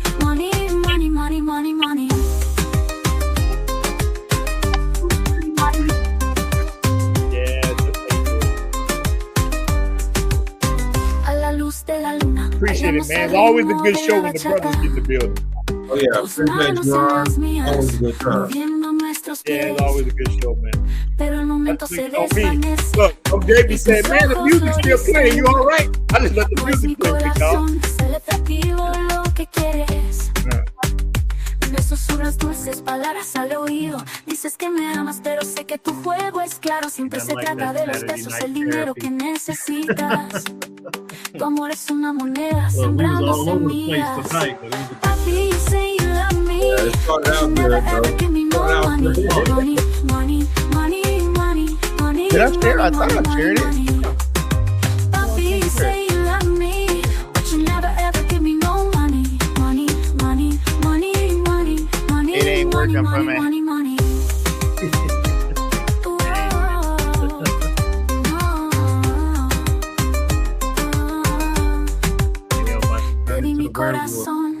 You know it. We got that one video from that dude. You know it. Ahora veo otra vez el brillo y el encanto. No ser engañado, no caer en tu trampa. Savage mode activated. Papi, you say you love me, but you Yeah, looking out at this. Thanks for the game, man. Yeah. Nice view. Oh, yeah, nice video.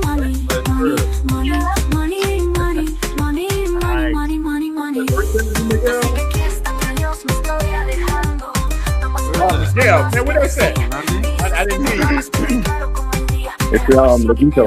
Oh, Laguito. Yeah. Yeah, yeah. Oh, man, that's nice. Yeah, that's right. Now, how much is it tonight? 70. That brother rich. That brother rich. Yeah, nah, it's 70 a night. Oh, man, that's awesome. Oh, man, Yeah. look. Shout out to brother Chuck. Man, where you been at, big dog? I ain't seen you in a while. Appreciate the 199 super chat. You know that's Yeah, love man. when they get a super chat after the show is over. That's love. Oh, yeah. We appreciate it, So- man. That's what's up. Look on Jay, it's like a nightclub. I know, man. The music sounded good. No, we gotta make a show after the show. You in there banging. We gotta make a show after the show. Oh, there you go. Now, damn. Okay. Man, I was about to say, man, because you was like, you wanted to get on. I'm making sure that with your channel. Okay, I got you. That's what's up. Hey, thanks for letting me get on, fellas. Man, we always gonna let people get on, long as they respectful and chilling. You know what I mean? Yeah, man. Hey, see what I see, man. You don't even realize, man, how many people you overjumped to make the cut, man. Yeah, because man, Rhoda get some serious requests. I done seen them, bro. Like Hey, we don't fool with everybody. brother say last time I run it, we was in flip like, bro, you ain't hit me back in like 3 months. Trust me, On like, yo, I've been trying to get in contact with you, son. Bro, Yeah, like, man. "Damn, you know?" I Cassie really trying to get appreciate it, on. man. Thank you so much. I've been wanting to rock with y'all for a minute, man. I really appreciate it, man. For real. Anytime y'all go live, I'm jumping on, man. If I'm at the crib or if I'm on the road, wherever, I'm hopping on, man. Make sure you subscribe to everybody so that way we can put you on. We all go live. I'm about to do that right now. Hold on, I'm doing that right now. Oh, Miguel getting ready, huh? Miguel, you getting ready? Yeah, Miguel getting ready. I know Miguel got something about to roll through. Yeah. Nah, what you mean, bro? Oh, well, goddamn. Oh, goddamn. All right, goddamn. And I'm part of the group on Facebook, too. Yeah, man. That's what's up, man. Yeah. All right, Okay, man, this is a great life, man, for all of us, man. I'm telling you. Yeah, I'm trying to get like y'all, man. For real. Man, look. It take a little time, bro. I remember working on them jobs, dealing with all kind of stuff, man. I'm so glad to not have a job. They got to worry about going back to work Monday and dealing with these people, man. These folks got you doing all kind of stuff you don't want to do. Hey, bro. Man. That's gonna be me. That's gonna be me in a few months, bro. Man, look, bro. I don't go to church no more. I took a lady. Oh, hey. All right, man. How you doing? Hey, look. Say, Auntie, how you doing, Auntie? How you doing, Auntie? That's good, man. See, but look, OJ, we gotta make a whole video about that, man. To find you a real. I'm here by myself, man. Hey, Kobe, you gonna be all right, big dog? Hey, life is good. You gotta slow down on the pornos you're putting on the groups, man. Yeah, look. Look, OJ, you got Kobe right to jump out the window, big dog. Hey, you all right? Gotta make sure. Look, gotta make sure you hydrate. Yeah, got the electrolyte. Yeah, I'm going there and kill that woman, big dog. it's like that in Colombia. Oh yeah, look. Yeah. Look, y'all ain't watch OJ smiling the whole Hey, OJ good over here, baby. OJ good over here. Y'all ain't watch that man smiling, man. Man, look. I ain't playing with y'all niggas, man. Let me get out here. Shout out, man. We out. Hey, you said the after party was going on.